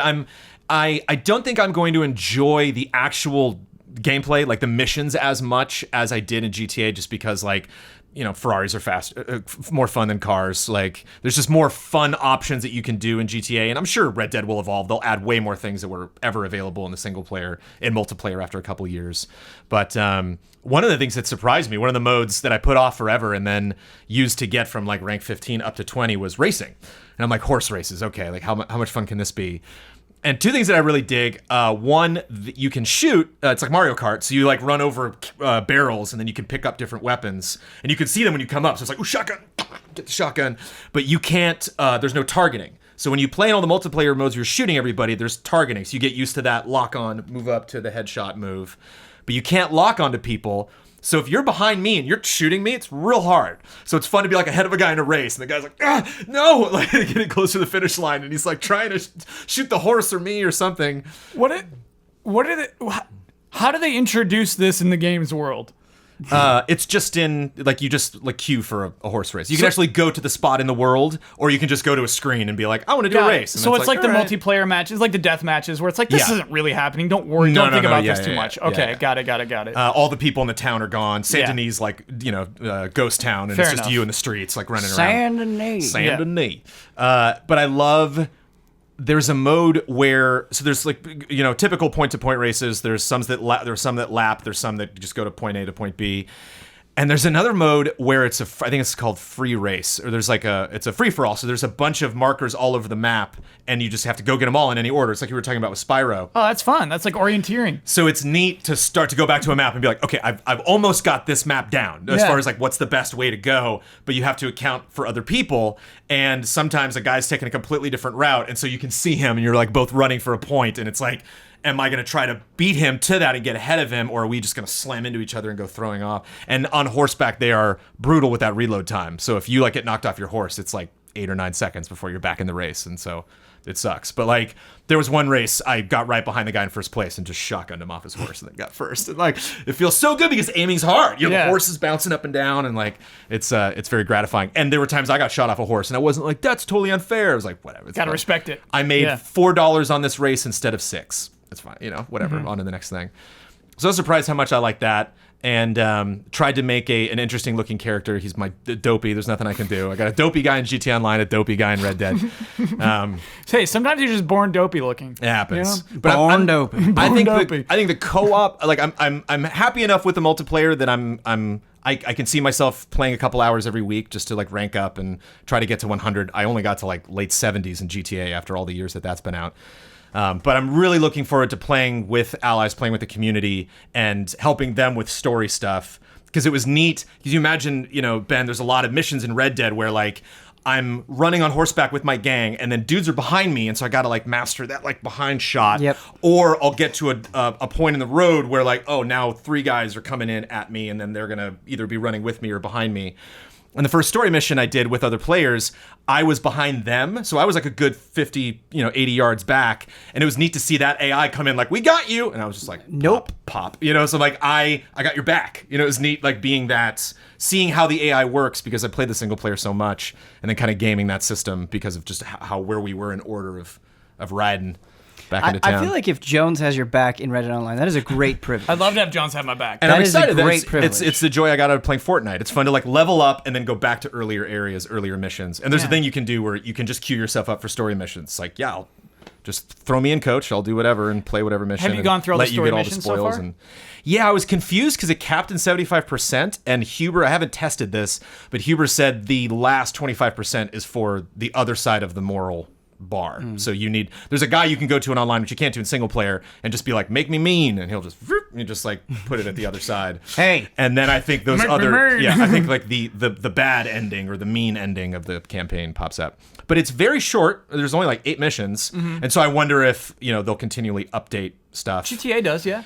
GTA does, but a lot of the content, even story-based stuff, you have to have money to even buy in. So like the Gay Tony stuff, you have to buy in on? Yeah, the Gay Tony stuff is a nightclub, so you have to buy the nightclub, and then you unlock everything. Oh. And they add it, right. Well, that would make sense at the beginning of Red Dead Online, but after like 3 or 4 years, they're like, you got $1 million, come on. You've even been playing this game for as long as you have, or at least that's, I think, where Rockstar's coming from. Okay. And so I think that's maybe a lesson they learned, and given that I think people cared a little bit more about, like, you like Trevor, but you like, I don't care about Trevor. Like, I didn't really care about Michael or Franklin probably more than any of the 3 of that group. Whereas I think people are more invested in the story and the characters in the world. Yes. So I think they're going to appreciate and expect a more story-focused thing. So like, even when they're like, new horse outfit, new, interior that you can go in this building in Saint Denis you couldn't go in before, and 4 new story missions. You're like, oh, cool thing. Like, I think every update's going to have a little sprinkle of purely story-based content that you can do with friends, or you can just queue in random people, and it's fine. Like, if they get ahead of you into the next objective, it'll load up the cutscene when they get there, so you can just port to it. It's fun, and it's neat. It's neat being my own cowboy. It's neat going back to that world. And just the first night when I've like finally signed off at 5:30, and I'm like on just in my camp, and it's nighttime, and I'm like, I've never really hung out in this one spot by Blackwater. And it's just nice, like, because the map's huge, dude. Yeah. It's so big, yeah. And so it's neat, even after spending probably 120, 130 hours in the single player campaign, noticing stuff even in online now. Yeah. And it's before everything too, so it's kind of nice to reset the clock, go back in time. To where before some buildings got erected, before some characters were even like came into town or were introduced in the story. And it's cool. Nice. Yeah, I love it.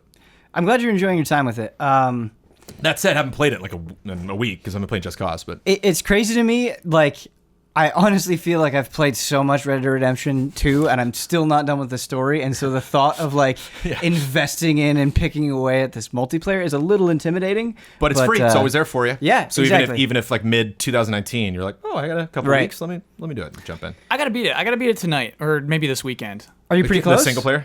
I feel like I'm close. I don't even want to say where I am because like if I did, don't. Yeah. But like I feel like I'm getting. You can there. say a chapter. I feel like. Okay. I am in chapter 5. Okay, I'm in chapter 6. Okay. I'm like feeling like okay.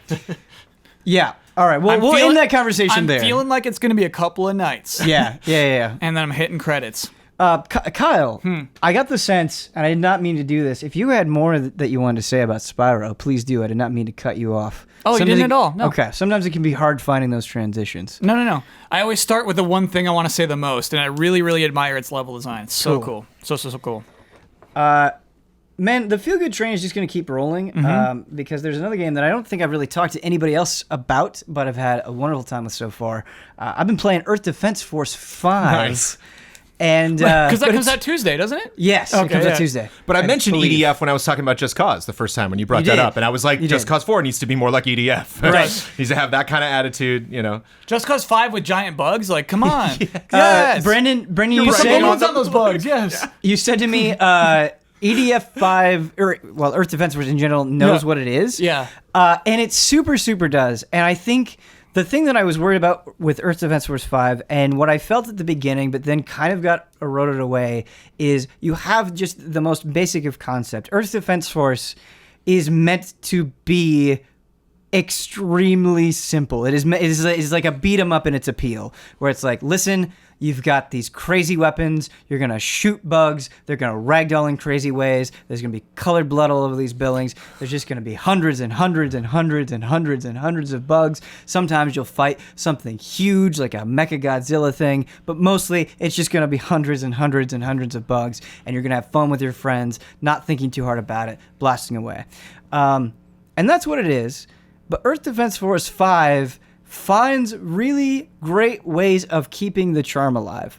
So something that has always been praised for Earth Defense Force, or at least since I've been playing it, is just the ridiculous hammy voice acting, where people get on the intercom and they'll say really stupid things. They have leaned into it in Earth Defense Force. I feel like they've leaned into it harder than ever, where like I was doing a mission and they were talking about Napoleon Bonaparte and the Battle of Waterloo, and the way that they're delivering these lines, like you have these soldiers who are just like clearly throwing themselves into this suicidal mission, and they're speaking with such hope and like getting inspired by history that it's both like hilarious and kind of psyching you up to keep doing the mission. And it's just really, really charming. And I think it's easy to like, because of what Earth Defense Force is and you're going through all these waves, it's easy to be like, okay, well, I'm going to, put on a YouTube video or put on a podcast. But like they've said enough really crazy things where it's like, no, I want to keep hearing this.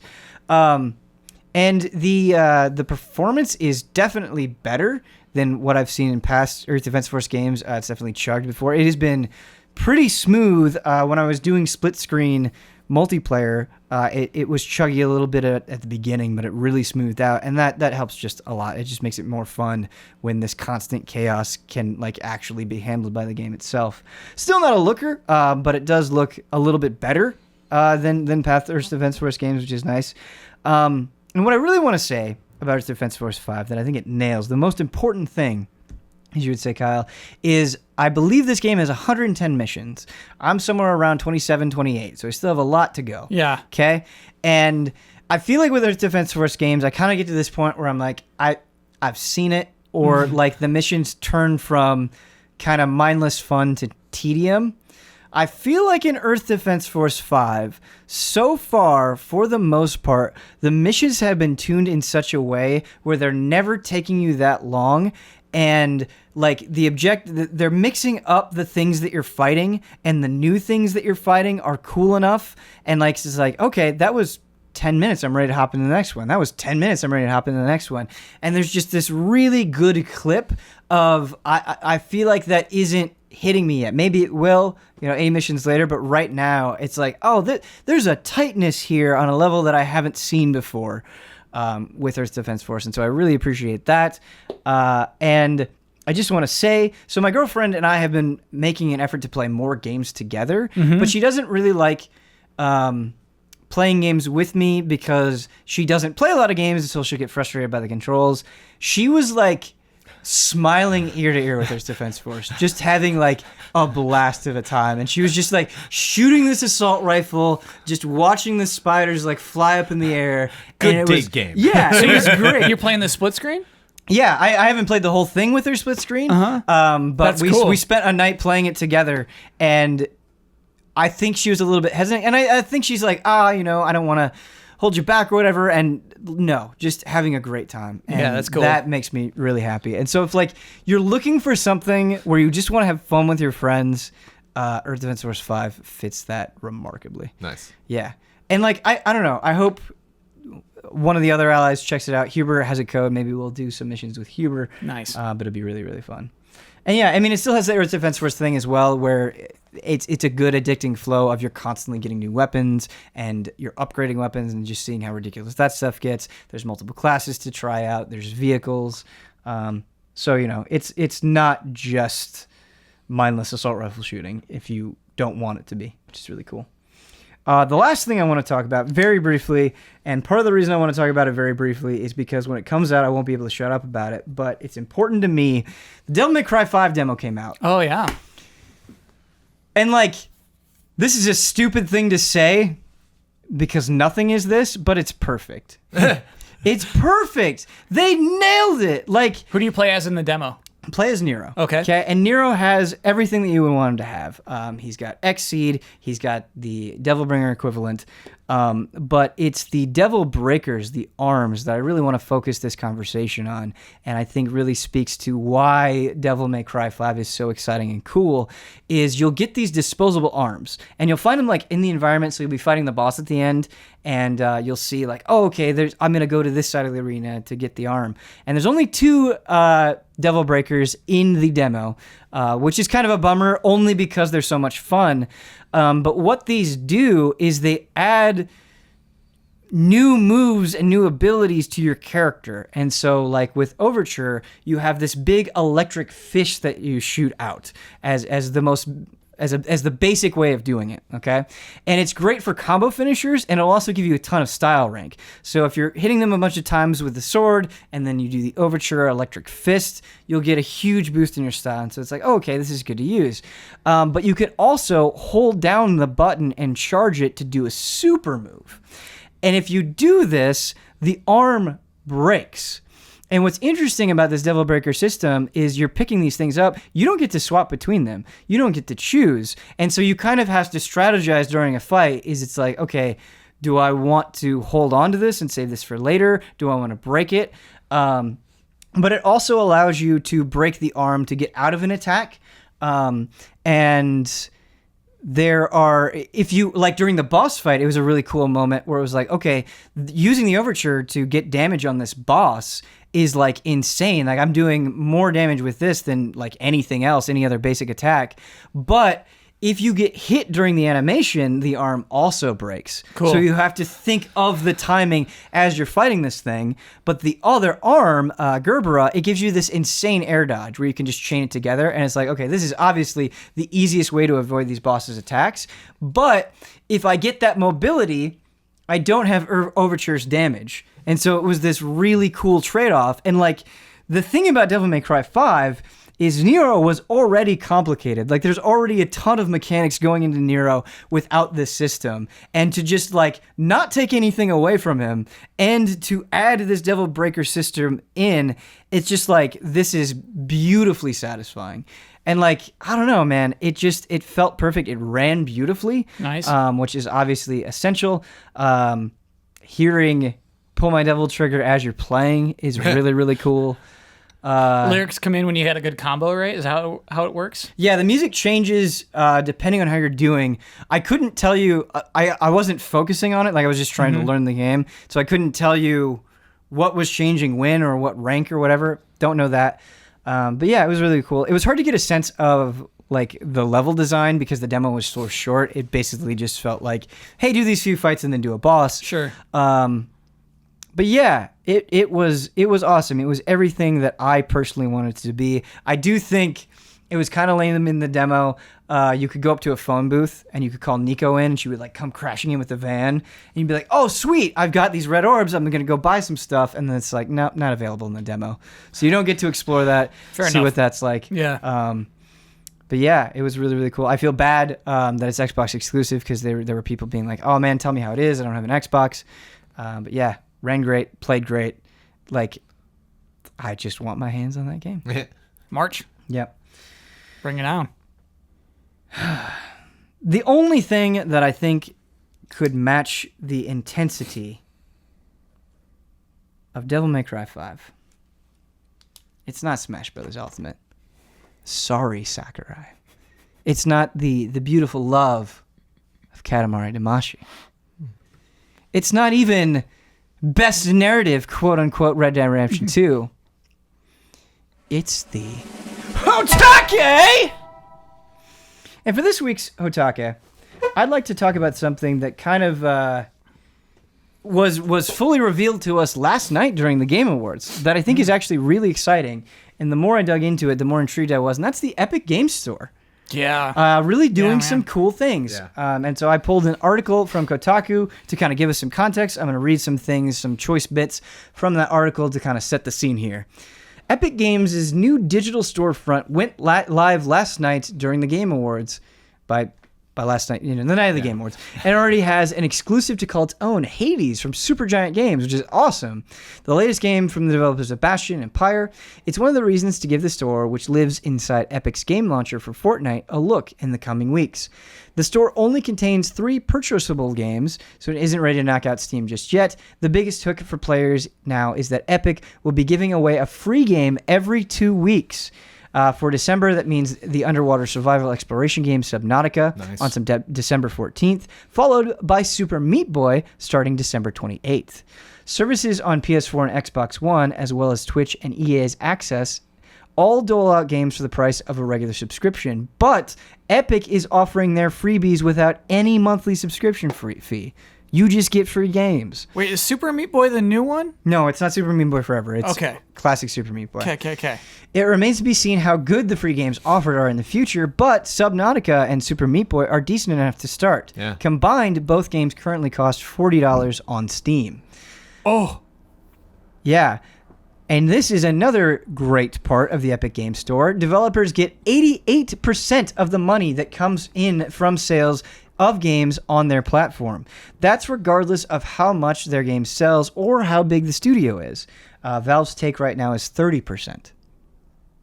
But while that revenue split might draw more game creators to the store, right now it's extremely small and simplistic. In addition to Hades, there are currently only 2 other games, Ashen and Hello Neighbor Hide and Seek.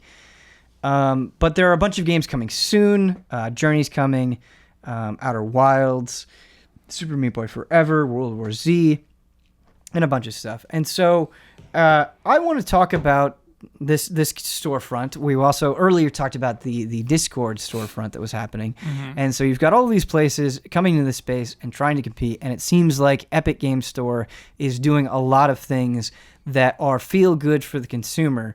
But do you think this is something that will become a viable threat? Is such a lame way to phrase it. But do you think this is something that will have momentum and will continue to grow and continue to be a big thing? No question. No question. Yeah. I think we'll be used to saying Epic Games Store this time next year. Okay. I did not know about the free games every 2 weeks. Yeah. Just for a little while, or is that just like this is a pretty like regular program they expect to keep supporting? The wording that I have right now is like we're gonna keep doing this. Crazy. Like that's the Fortnite money. Yeah. That's just like You got money to burn. We got they are money burning to burn, money. Amazon style. Yeah. Like we're gonna get you in with this cheap stuff because we can afford it, and like that it's just gonna work out for them. No question, this is gonna work out for them. So you talk about Amazon style, and something that I felt burned by Amazon before is sometimes I feel like these companies, have the ability, have the capital to offer kind of these amazing deals, and then once they grow to a certain size, they are less generous, and by that time you're already so invested that you can't really pull away. Mm-hmm. Do you think that will be an issue with the Epic Games Store? Yes.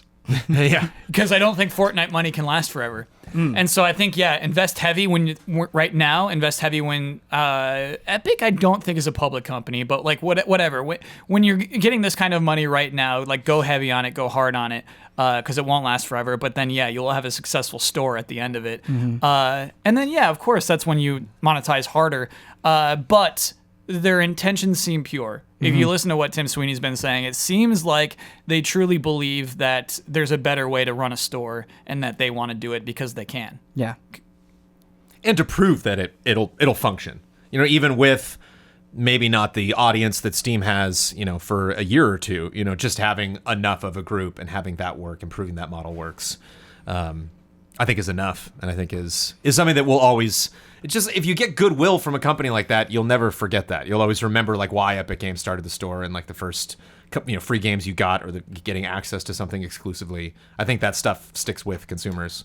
At least I remember that stuff of like, oh yeah, I remember that game being free when it first launched, or I remember getting that little incentive, that little freebie on the side. The thing that I like about the Epic Games Store that is really important to me, and I don't know if it is to other people, but we are creatures of habit, and so if there is a new game that is coming out, like I just think about getting games on Steam. Like that's still what I default to. Like sometimes I'll be like, oh yeah, it's also out on GOG or Origin or whatever. But it's just Steam is so entrenched in me that when you say Hades from this developer that you really care about, you can only get it there. That forces me to break that habit. Yeah. And I think that is really important for a lot of people. What were you going to say, Kyle? I was going to ask Jones what he remembers when you say I remember all my free games. Like, do you remember the first PlayStation free game? Well, I just got Kiwami was the last game I downloaded on PS4, and so that was just like a great incentive to I'll play this, and for a lot of people, I bet that was probably their first Yakuza game, and now they're invested in the franchise. Speaking of Epic, I really enjoyed Fortnite when I first jumped in. I was like, wow, I can't believe this game. I just jumped into this game, And so I can't. Yeah, I'll. You got me, Kyle. I can't think. I'm a little tired. I can't think of something off the top of my head. I think of like Resogun, in the PS4 that's first good launch. call. That's a game like I wouldn't play right now. Right. But like that was like when you first got your console and that was a free game. Like there are free games that you get that you're just like Rocket League was free on PlayStation for a little while, and so like that was like not free. This is the first time they're free. When Epic Game Store says these are free games, that's like no free. subscription. That's crazy. I hope that, much like Game Pass and what Brandon and you were saying about PlayStation Plus, I hope that the free games are used for upcoming games as well. That there's some sort of deal that they can work out where that makes sense. Because there's so much on PC that it's like, I want to play this, but there are so many things commanding my attention. If you make it free for me, I'll give it a try. Yeah. And like even free-to-play games being exclusive on Epic Games platform or early access or something for that, I think would be really, really cool.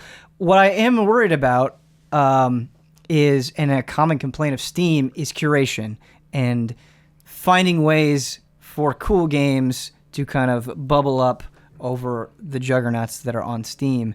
And I worry, it's really feel good right now. It's like, hey, Epic Games Store is offering free stuff, and hey, we're going to give better cuts to the developers. It's like, okay, you've got like 5 things on there right now. What are you going to do when there's 1,000? How are you going to present that? And so I think more concrete details regarding that would be really appreciated.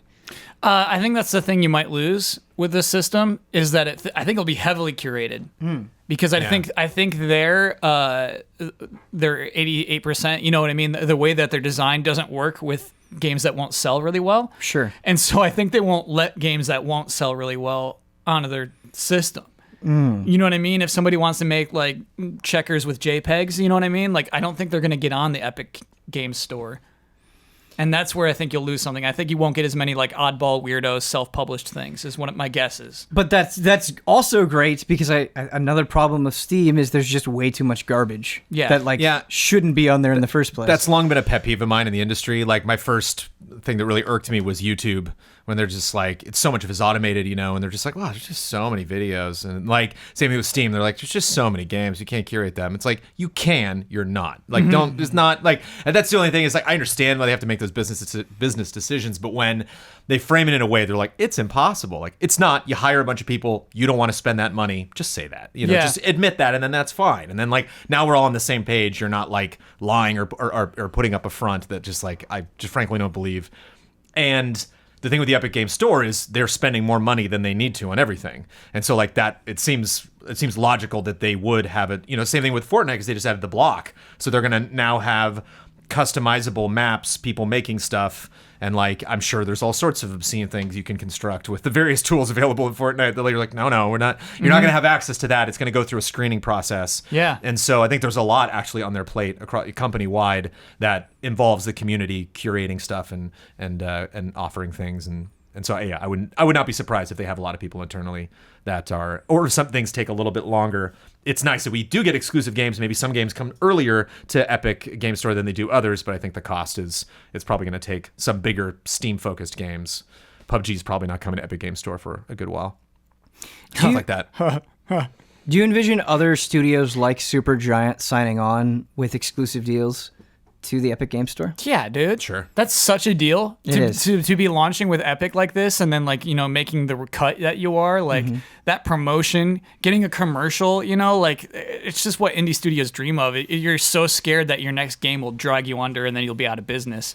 So like I can't imagine being in that business where it's like you just don't know what will strike a chord with this audience. Right. You don't know if what you're working on right now will be relevant 3 years from now, and that everything is riding on that one product that comes out 3 years from now. That I'd be an exclusive with any store. There are publishers I think that would work really well in the Epic Game Store. Like I think Devolver Digital is like kind of a natural fit. But my question is let's say you talk to Epic and the grass seems way greener over there, and they're like, hey, you can come over here, but you got to take your stuff off of Steam. I feel like that's a PR battle as well. Dude, I think it happened. I think it's happening with one game that's coming up Where it's like, hey, we're not going to launch on Steam anymore. We'll come to Steam eventually. I mean, like, I don't mean that. I don't mean like we're not launching on Steam. I mean, we're taking stuff that we already have on there and moving it over to the Epic Games. Yeah, that would be brutal. Yeah. It could. I like that's not out of the realm of possibility, though, right? Right. Like, I think it's likely even. Yeah. That would be weird. A game that is there a precedent for that? Games that work through Steam but you cannot buy on Steam anymore. I feel it's like it's not in the store, but it is in my library. I should know specifically, but I feel like with EA, for example, I feel like publishers have pulled stuff off of Steam that was once on there. Okay. But you can still, if you own it, you can still play it and re-download it. Steal a game from me. Yeah. I've like it's obviously happened with Xbox and PlayStation, so I don't think it hasn't happened on Steam. Do you think there's any plans to take the Epic Game Store and bring it to consoles? Because I think something that could be really cool is if you have a PC game store and it's like, hey, you buy this, if it comes out on consoles, you can also play it for consoles and you don't have to rebuy it.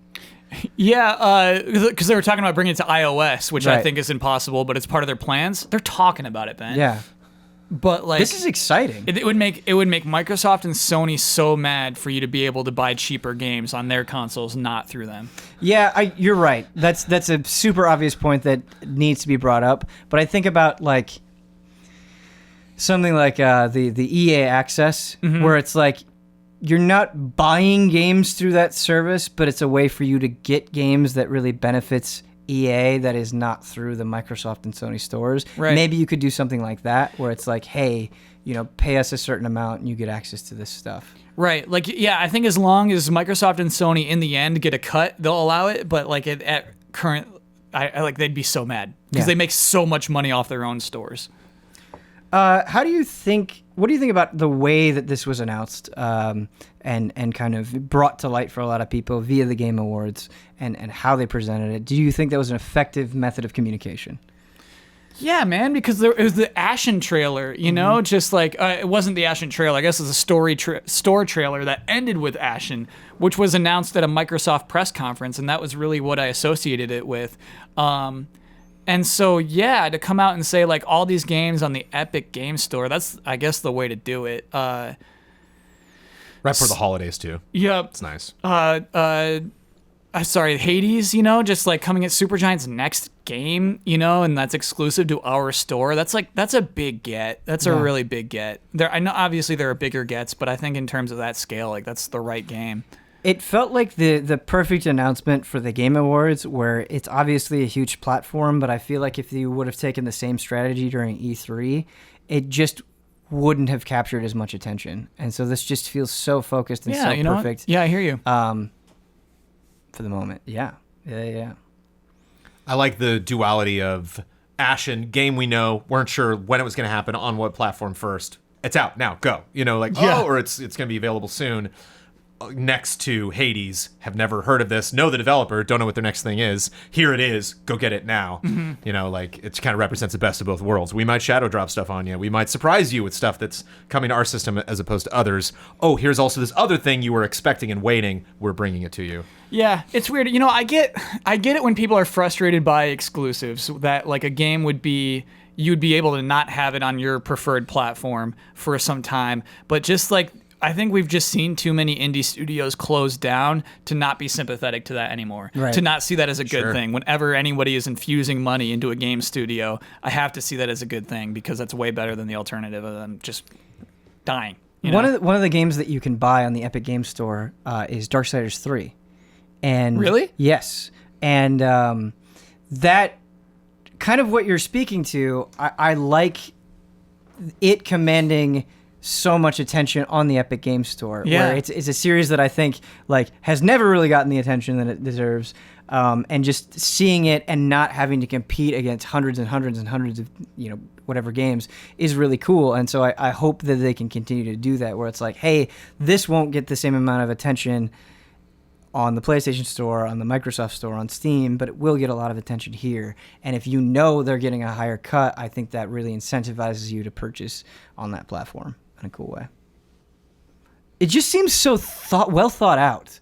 Like the games that they're choosing, the games that are free, the exclusives that they're getting, like everything lines up in a way that makes so much sense. Yeah. And that's what I like about it. I like the thoughtfulness. Well, that's like the position that Epic's at. Is they're rolling in so much dough. Not only can they do these crazy things, they can take the time to do it right. Yeah. You know, they can take the time, and they don't need to. Because you were saying, like, was this the best way to announce it? Imagine if there was just like 3 to 4, even like a 1 month lead up to the Epic Game Store launching. They announce it, and it's coming. And then by the time it launches, we're like, oh, did you hear the Epic Game Store launch this week? It's like, oh, is it? Yeah, I guess that was today. Okay, cool. Versus like Epic now, party time now. You know, so like, I think it was if less we're than a not week. talking about it as much as we are now in January, it's fine. They already had, again, like in December, right before, come get your gift certificates and your holiday presents now.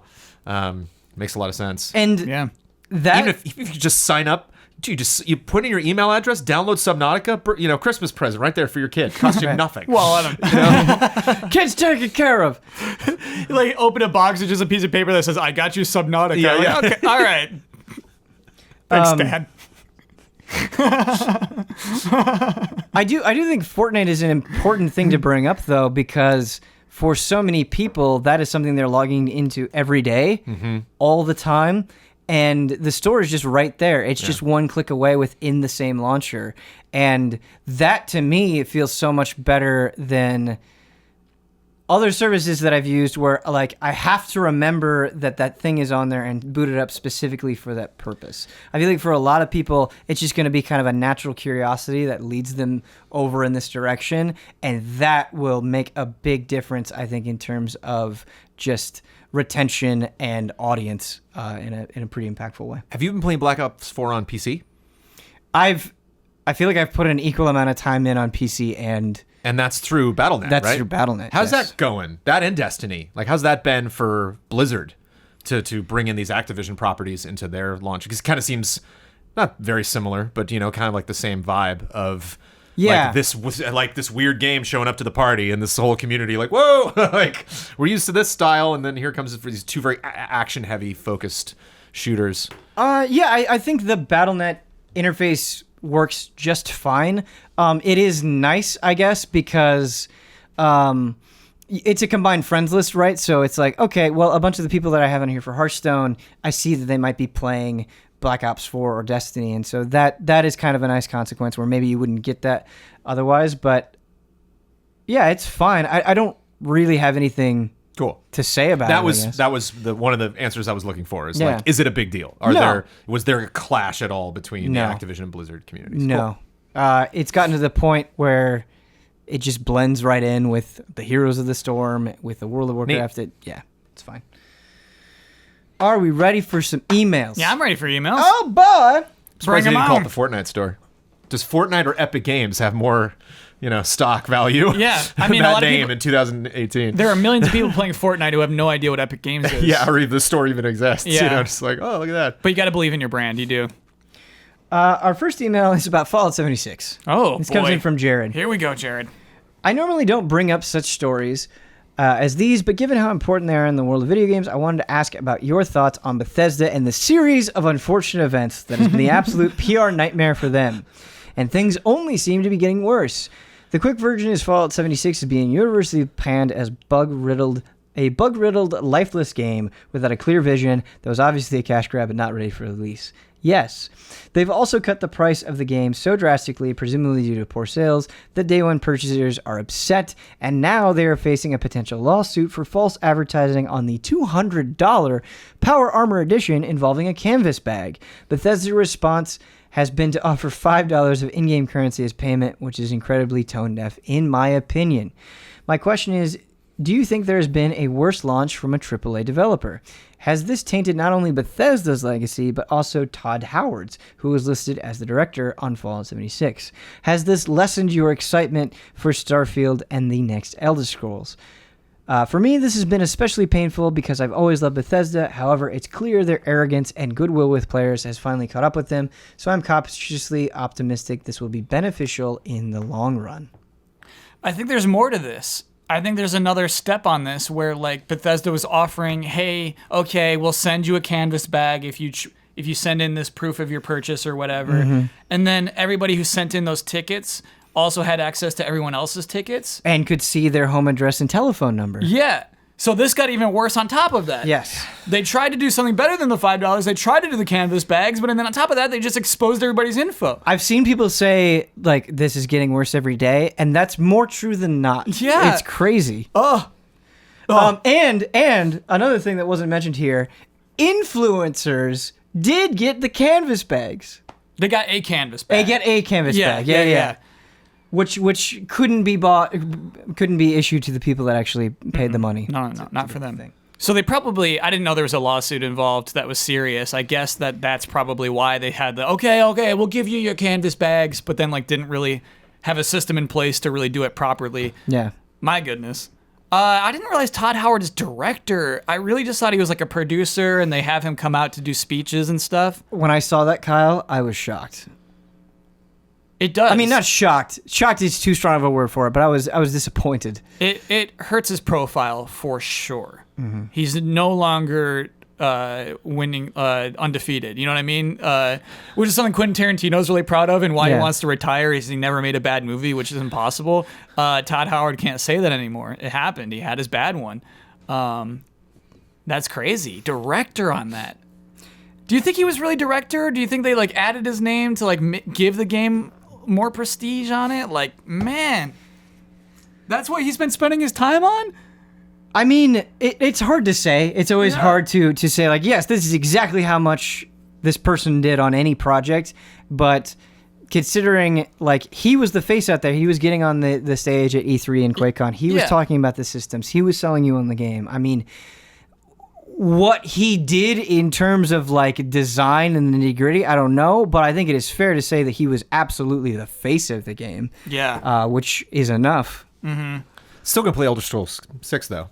I think that's where the like tidal wave crashes for me. Yes. Is that I think for me it's enough to know deep down in my bones that there are some really harsh meetings happening right now. Bethesda, like there are people in a conference room being like, "What the hell happened?" Like there are conferences that happened, meetings that happened, calls that happened before that game launched, where people were like, "Don't worry about it, it's fine." You know, like they knew, because they knew the issues they were having. They saw the bugs, like, and they were like, "Do you understand? This is the climate that we're in now, baby." You know, like, look at Fortnite, look at these games, the Sea of Thieves, No Man's Sky. Like, these games can get better. They can have a second life. Like, if we have a bad launch, we can recover. It's like, congratulations, you found the instance where maybe you can't. Like, you've pushed it so far that like other developers are going to learn from this. You know, they're going to see fallout was the word that my brain suggested to describe it, but not to be too much on the nose there, but the backlash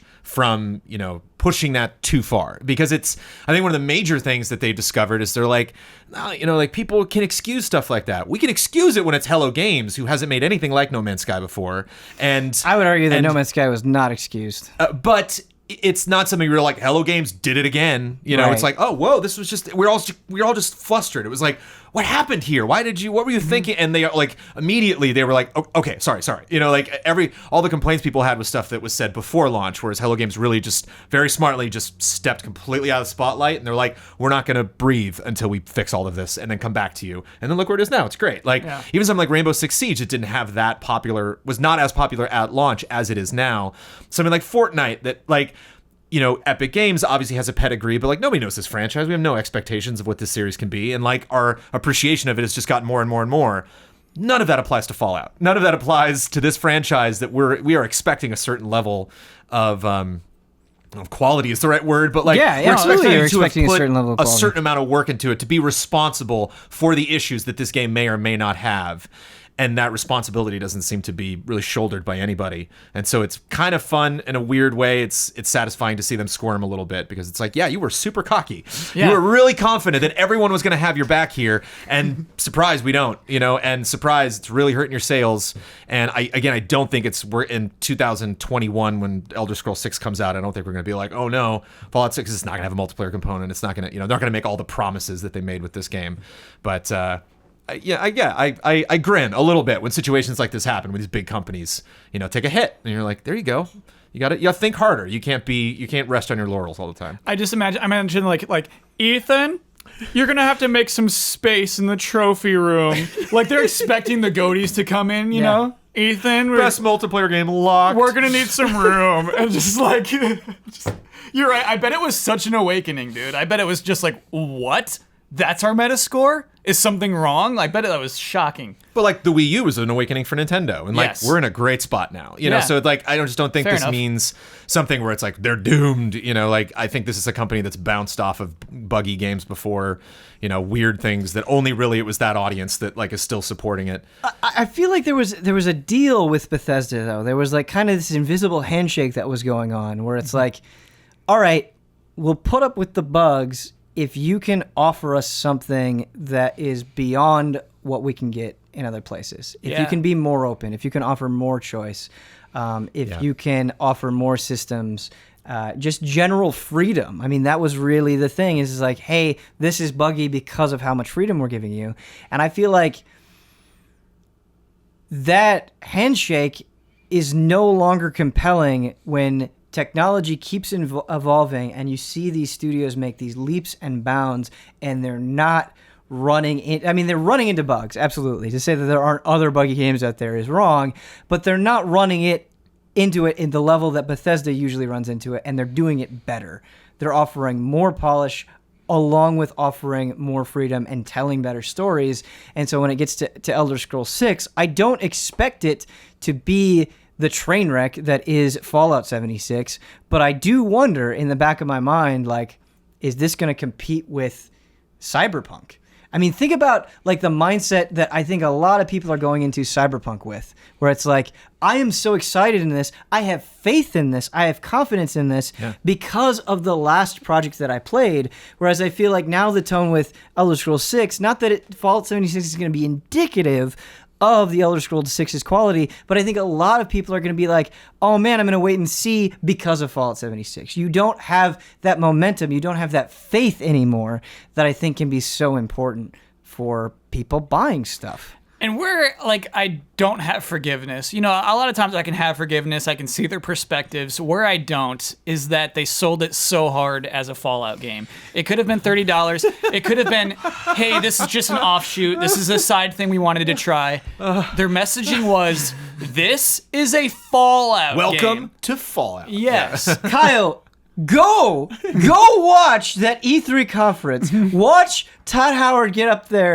in his goddamn leather jacket, smiling ear to ear. Dude, I hated that press conference, acting man. like he's giving you the second coming. Taking it is like absurd. 15-second pauses. Yeah. Walking like all the way to the other end of the stage and then introducing like another new thing. And that's what I'm that's so pissed off. And it right frustrates now. me too because like he was kind of vague, and it's like he wasn't vague because they were still figuring out. He wasn't vague because it was really complex to explain to us. He just wasn't telling us what was going on. He just didn't wasn't like serious about the game.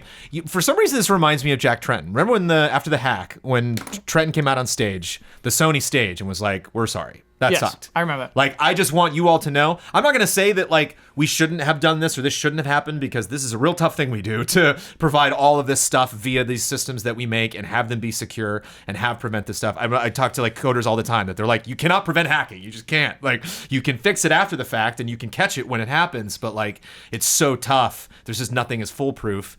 And boy, that press conference, E3, the next time Bethesda steps out on stage, if they're like, Fallout 76, wink, everyone's gonna be like, don't you wink at me, don't you dare. But Like, they so winked, it's gonna be they really winked interesting. during that conference. They're like, But will they we now? heard- That's one of my big questions. Not if We Elder heard Scrolls our 6 will games are a little sell. broken. Not if Fallout 76 will turn around, because like I bet it probably will. I bet there'll still be people playing this. I know a lot of people. They're having a lot of fun despite all the issues with 76.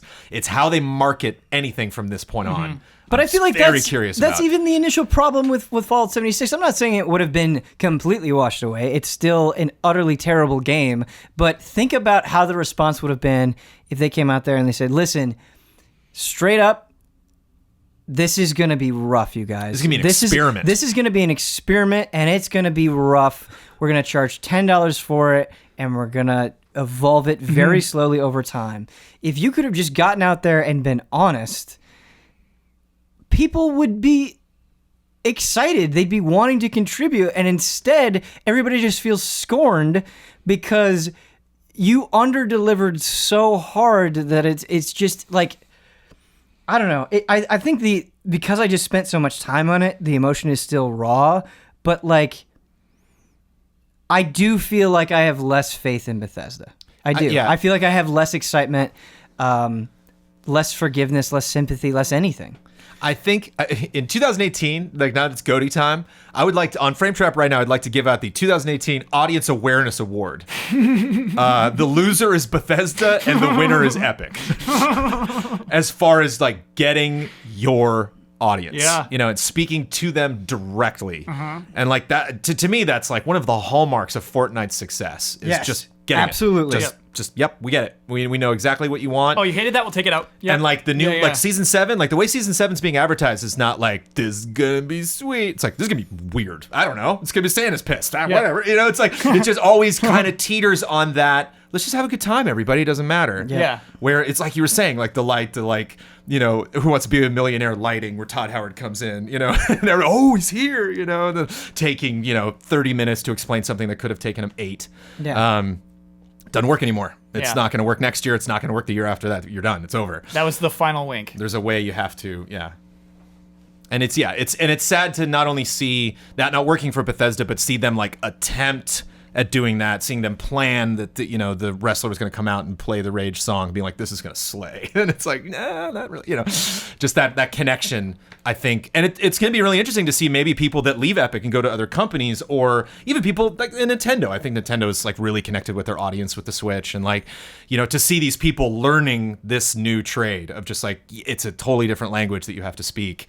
And not only that, but you have to be aware when you're not good at speaking it, because like you said, like releasing a game that's buggy can work if you communicate the right way. Right. And it's neat to see game quality and communication via advertising now totally separate entities, where it's like, you have to, you can make a bad game popular, you can make a good game suck. You can, a flawless game can get 0 sales if it's just not handled correctly. EDF, you're like, it knows what it is, it sells to its audience, it's still around, it's great. And it's not promising you this life-changing experience. It's not trying to, Moving on. Do you want to say Bethesda's lucky to have id? Like Rage will probably be pretty good. Doom 2 will obviously be really good. Wolfenstein, you know what I mean? They're lucky to have that aspect, which does like make us like Bethesda more. Oh, that Wolfenstein DLC, totally forgot about that. But what made Doom work is it felt like it was so in tune with its audience. Right. In a ways that were not expected. They're lucky to have those teams is what I mean. Right. Yeah, I don't see that as Bethesda really. I do see it as like a different aspect of Bethesda. Yeah. Interesting to take it all the way back earlier. Fascinating to look at Just Cause 4 and Rage 2, both developed by the same team, not the same developer. I don't know what the teams were. It's both Avalanche Studios.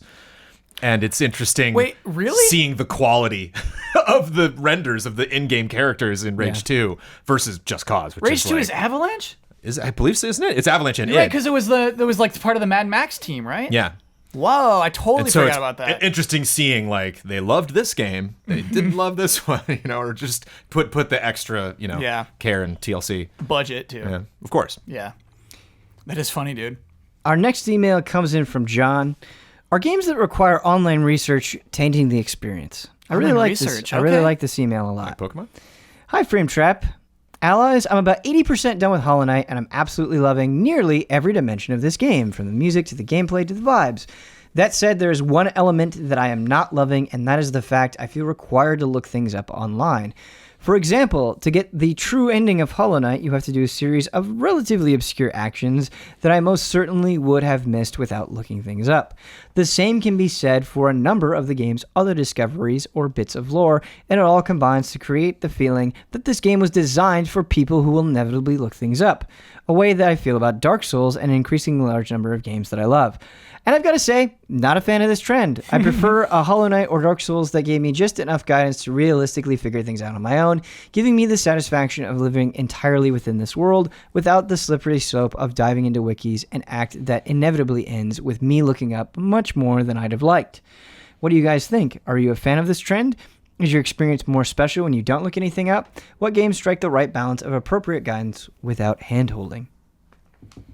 It's a really, really good point, but I love that stuff. I love it too. I love that stuff existing in Dark Souls. That, you know what, I'll never find that, but it's in there when you find it so good. But the point I really love is that you do end up finding out things you don't want to know when you try to look stuff up. That almost always happens. Right. I'll take the other side of this coin. Sure. This has actually been a very nitpicky note for me in games in general for years, and it's something that frustrates me where. And I think in a lot of games it doesn't necessarily matter, but like Pokemon really rides that line of like, you know, how serious are we supposed to take this world anyway? But it's always struck me that a lot of games, when I'll see something, and I'll use Red Dead Redemption as an example. So there are legendary animals that you get a map that you can go find, but they're also, they'll say like, go get a cougar pelt. And like, it took me a long time to find a cougar. You know, like I bumped into a ton in the game, but it was like, oh, I'll just go get one now. And look, there's a little cougar on the map. That's where the cougars are. I'd go to that zone, wander around for an hour, no cougars. And I'm like, just let me know where it is. You know, it's like if I want to find it, if I want to make it tricky and just kind of like, oh, I'm going to search this area because I just love being in this world and I don't care. But it'd be neat if there was like the trapper or someone like a hunter that's in some area, and I can go to that person and ask them just where is it? You know, like just give me the resource to just find it if I want to. But then if I want to go Dark Souls with it, and then like I'll get another achievement. Maybe I got to pay that person for that advice, or there's some kind of, you know, reward for not looking it up, or payment, or something that sets me back for needing it. The fortune tellers of old RPGs. Where you go to a fortune teller, like, Sure. here's what you're doing next. Yeah. So it just surprises me that like information is being with it, because it's one thing about Dark Souls, because like it makes sense kind of for your character to not know anything. You were thrust into this very confusing, very mysterious world. But for something like Red Dead or something like a world builder, something that like is a realistic environment that they're trying to suggest, like someone's got to know. I mean, someone's got to have this information in this world, and it's weird to me that I don't have access to it. It's weird to me when someone's like, I desperately need you to go find this item for me. It's somewhere over there. And it's like, you don't know where you need this that bad, and you have no idea where it is. You're like, it's weird that I can't, and I'm not saying every game should just do that. Just give me all the info, but provide an opportunity somewhere I can go within the game to get it if I just give up and I'm like, I'm stupid, I'm sorry. Like game FAQs should exist within the game is what you mean. Like if it's possible, in a game like Witcher or, you know, GTA or something. I do not agree. All right. And I see where you're coming from, and I get that way a lot, and I will often find myself, just because it's so easy to do, you have your phone right next to you, and you're like, oh, I wonder what this is, or I wonder where this thing is, or I wonder how I do this. It's so easy to do. But a really eye-opening and I think instructive experience for me was reviewing Bloodborne and not having any access to any of that stuff. Nobody knows anything, even if I wanted to, I couldn't. And when I finished that game, it was interesting following the discussions in the weeks and months that came after, because it was like, had no idea that was there. No idea that was there. Didn't know I could do that. Didn't know that was a weapon. Just so many things. And it's not like I didn't explore. I didn't play it thoroughly. I did, but I was limited, you know, with my own playthrough of it. Did you see the Canehurst Castle on your playthrough? I did. Nice. I did. That one to me was super obscure. Yeah. Maybe I didn't. I definitely did see it. I don't know if I saw it initially during the review or if I went back. Right. Yeah. Because I believe I cut that review, and I'm pretty sure Caners was in there. Okay. Cool. Yeah. Well, I remember that. I remember that wagon cutscene. I remember being like, "What's happening? Whoa!" Yeah. I don't know how that happened then, because it is pretty obscure. But anyway, the point that I'm trying to make is, even after learning that there was all of this stuff in Bloodborne that I didn't see, it didn't take anything from Bloodborne away from me. I felt like I played an amazing game, and the game was so good, and whatever I saw was done so beautifully well that I was excited to go back and get the rest of it. And I think that is a bad mindset that we can get into. It's an understandable mindset, especially in an age of trophies and bragging rights and sharing stuff on social media, is like, if I'm playing this, I'm doing everything. I'm not missing anything. If you withhold it from me, I'm pissed off. It's like, no, it's okay to play a game multiple times. It's okay to play a game for months. Like, I think there is a beauty in a game letting you miss stuff. Mm-hmm. Even though I looked it up and I got everything in Hollow Knight, I think Hollow Knight is still good enough that even if you don't get the true ending, it's awesome. Yeah. And like, you may be inspired because of its quality to go back and play more. And I don't know. I think that, like I said, I'm I'm not really innocent of what I'm preaching here, but I think it can make a more meaningful experience when it really feels like it's yours and not GameFAQs. Yeah. Agree. And I think it has to do with the meaning behind the thing that you then discovered. Right. So like the difference with Red Dead is like, I have fought cougars. I know there's a spot where they spawn the most. I know this thing is in the game. I know it's somewhere. I just don't know where it is. So like that's a difference between like, oh, I didn't know this item, or oh, I didn't know this character. It's like, I think that's stuff that you should find on your own. But if there's something, it's like, I just don't know. Like I found those the relics, the little shrines in Just Cause 4. Found everyone organically except for the last one. I was just like, I like booted up. I'm like, oh, there it is. Okay, thanks. You know, it's like there wasn't. Yeah. If I'd found it myself, it would have been like, oh, I'm so glad. You know, it's like, no, I know it's in this. I know it's on this mountain. It's just where is it? You know, it's like I just don't want to fly I don't get a reward out of just flying around in my parachute for 30 minutes and there's the cave. What do the shrines do? It's the Raiders with Balls thing that you have to like maneuver around and get into a specific spot. I do think it sucks when a game just explains its controls poorly. And like that, I don't think is acceptable. I think every game should do a good job. It doesn't have to reveal all of its layers, but you should feel like you play it on a basic level. Like it's really discouraging when you're playing a game for a long period of time and there's this super obvious addition that would make your life better, and it's like, wait, why didn't you show me that earlier? Because then it feels like you're just not enjoying the game. It's kind of crazy to me. Smash doesn't explain the perfect shields. Right. It's crazy that there's no practice mode for that, or that it's never explicitly said, hey, we have this now. It's like Sakurai knows that we all watched that E3 super long demo, or that there was probably one after that you and I watched where they talk about perfect shields or whatever. It's like it just expects us to remember all of that. Do you think it's that, or do you think like they're coming at it from the perspective of the more we explain, the more people will turn away? I 100% think that's a huge aspect of it too. If you dump all of that on people immediately, I actually think it's okay in that case where like perfect shields are really, the parry system is really useful in Smash Brothers Ultimate, but like playing Smash Brothers for the first time, you need to know what the A and B and Y, but really you true, just need to know the basic stuff. Yeah. And so you don't want to throw that on. It's like teaching music. Yeah, you can't go too hard, too fast. You even just saying perfect shields make me nervous. Yeah, sorry, John's right, exactly. So bad at that. It's not a thing. It's not a thing. Our last email comes in from Andrew. Samurai Hype Check. Hi, allies. With Ghost of Tsushima, Sekiro, and Samurai Showdown coming out in the near future. Onimusha Warlords, baby. Nice. Thank you, Brandon. Keep it rolling. Coming out in the near future, what is your hype level for each of these games and for Samurai games in general? Love and respect. All right, let's sort them out again. I can do a hype level for each game. Ghost of Tsushima.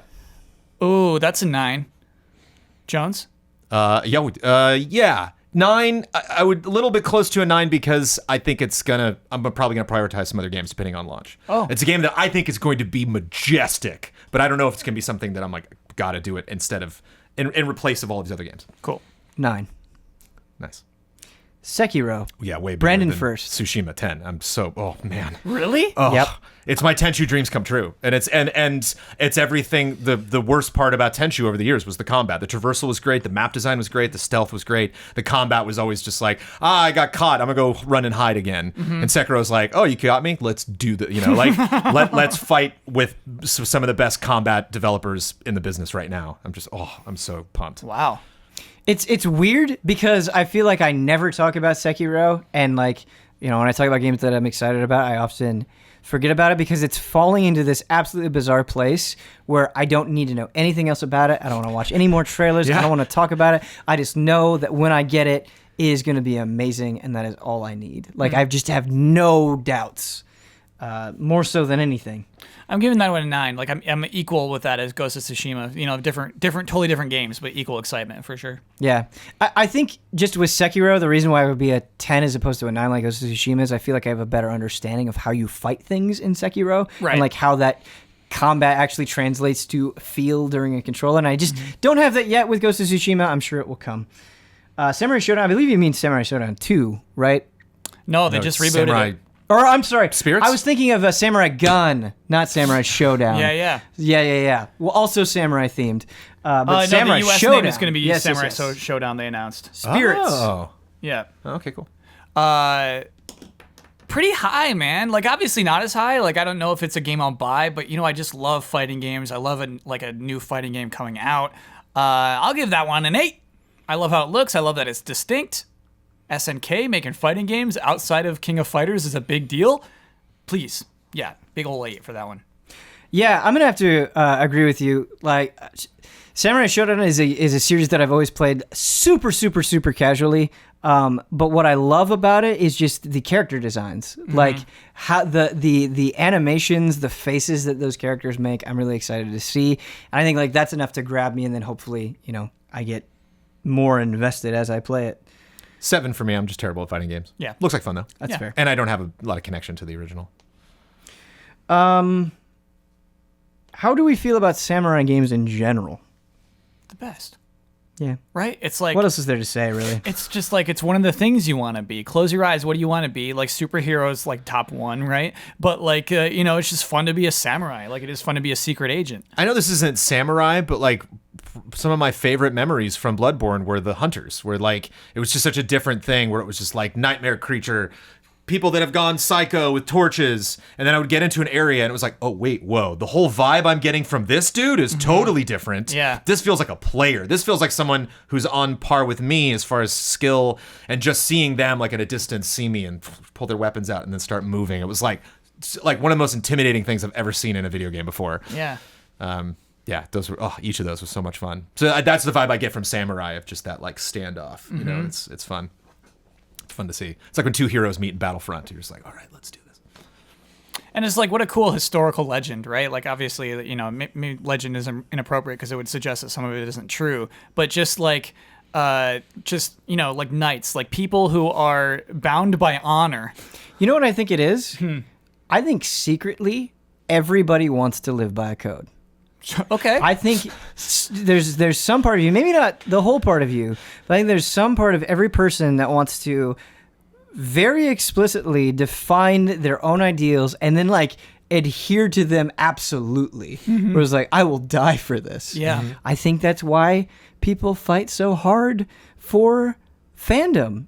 That's just their code. That's just their code that they've programmed into themselves. We are all samurai. We are all samurai. We all want to be samurai. We all aspire to be samurai. Yearn for We're all that samurai simpler in time.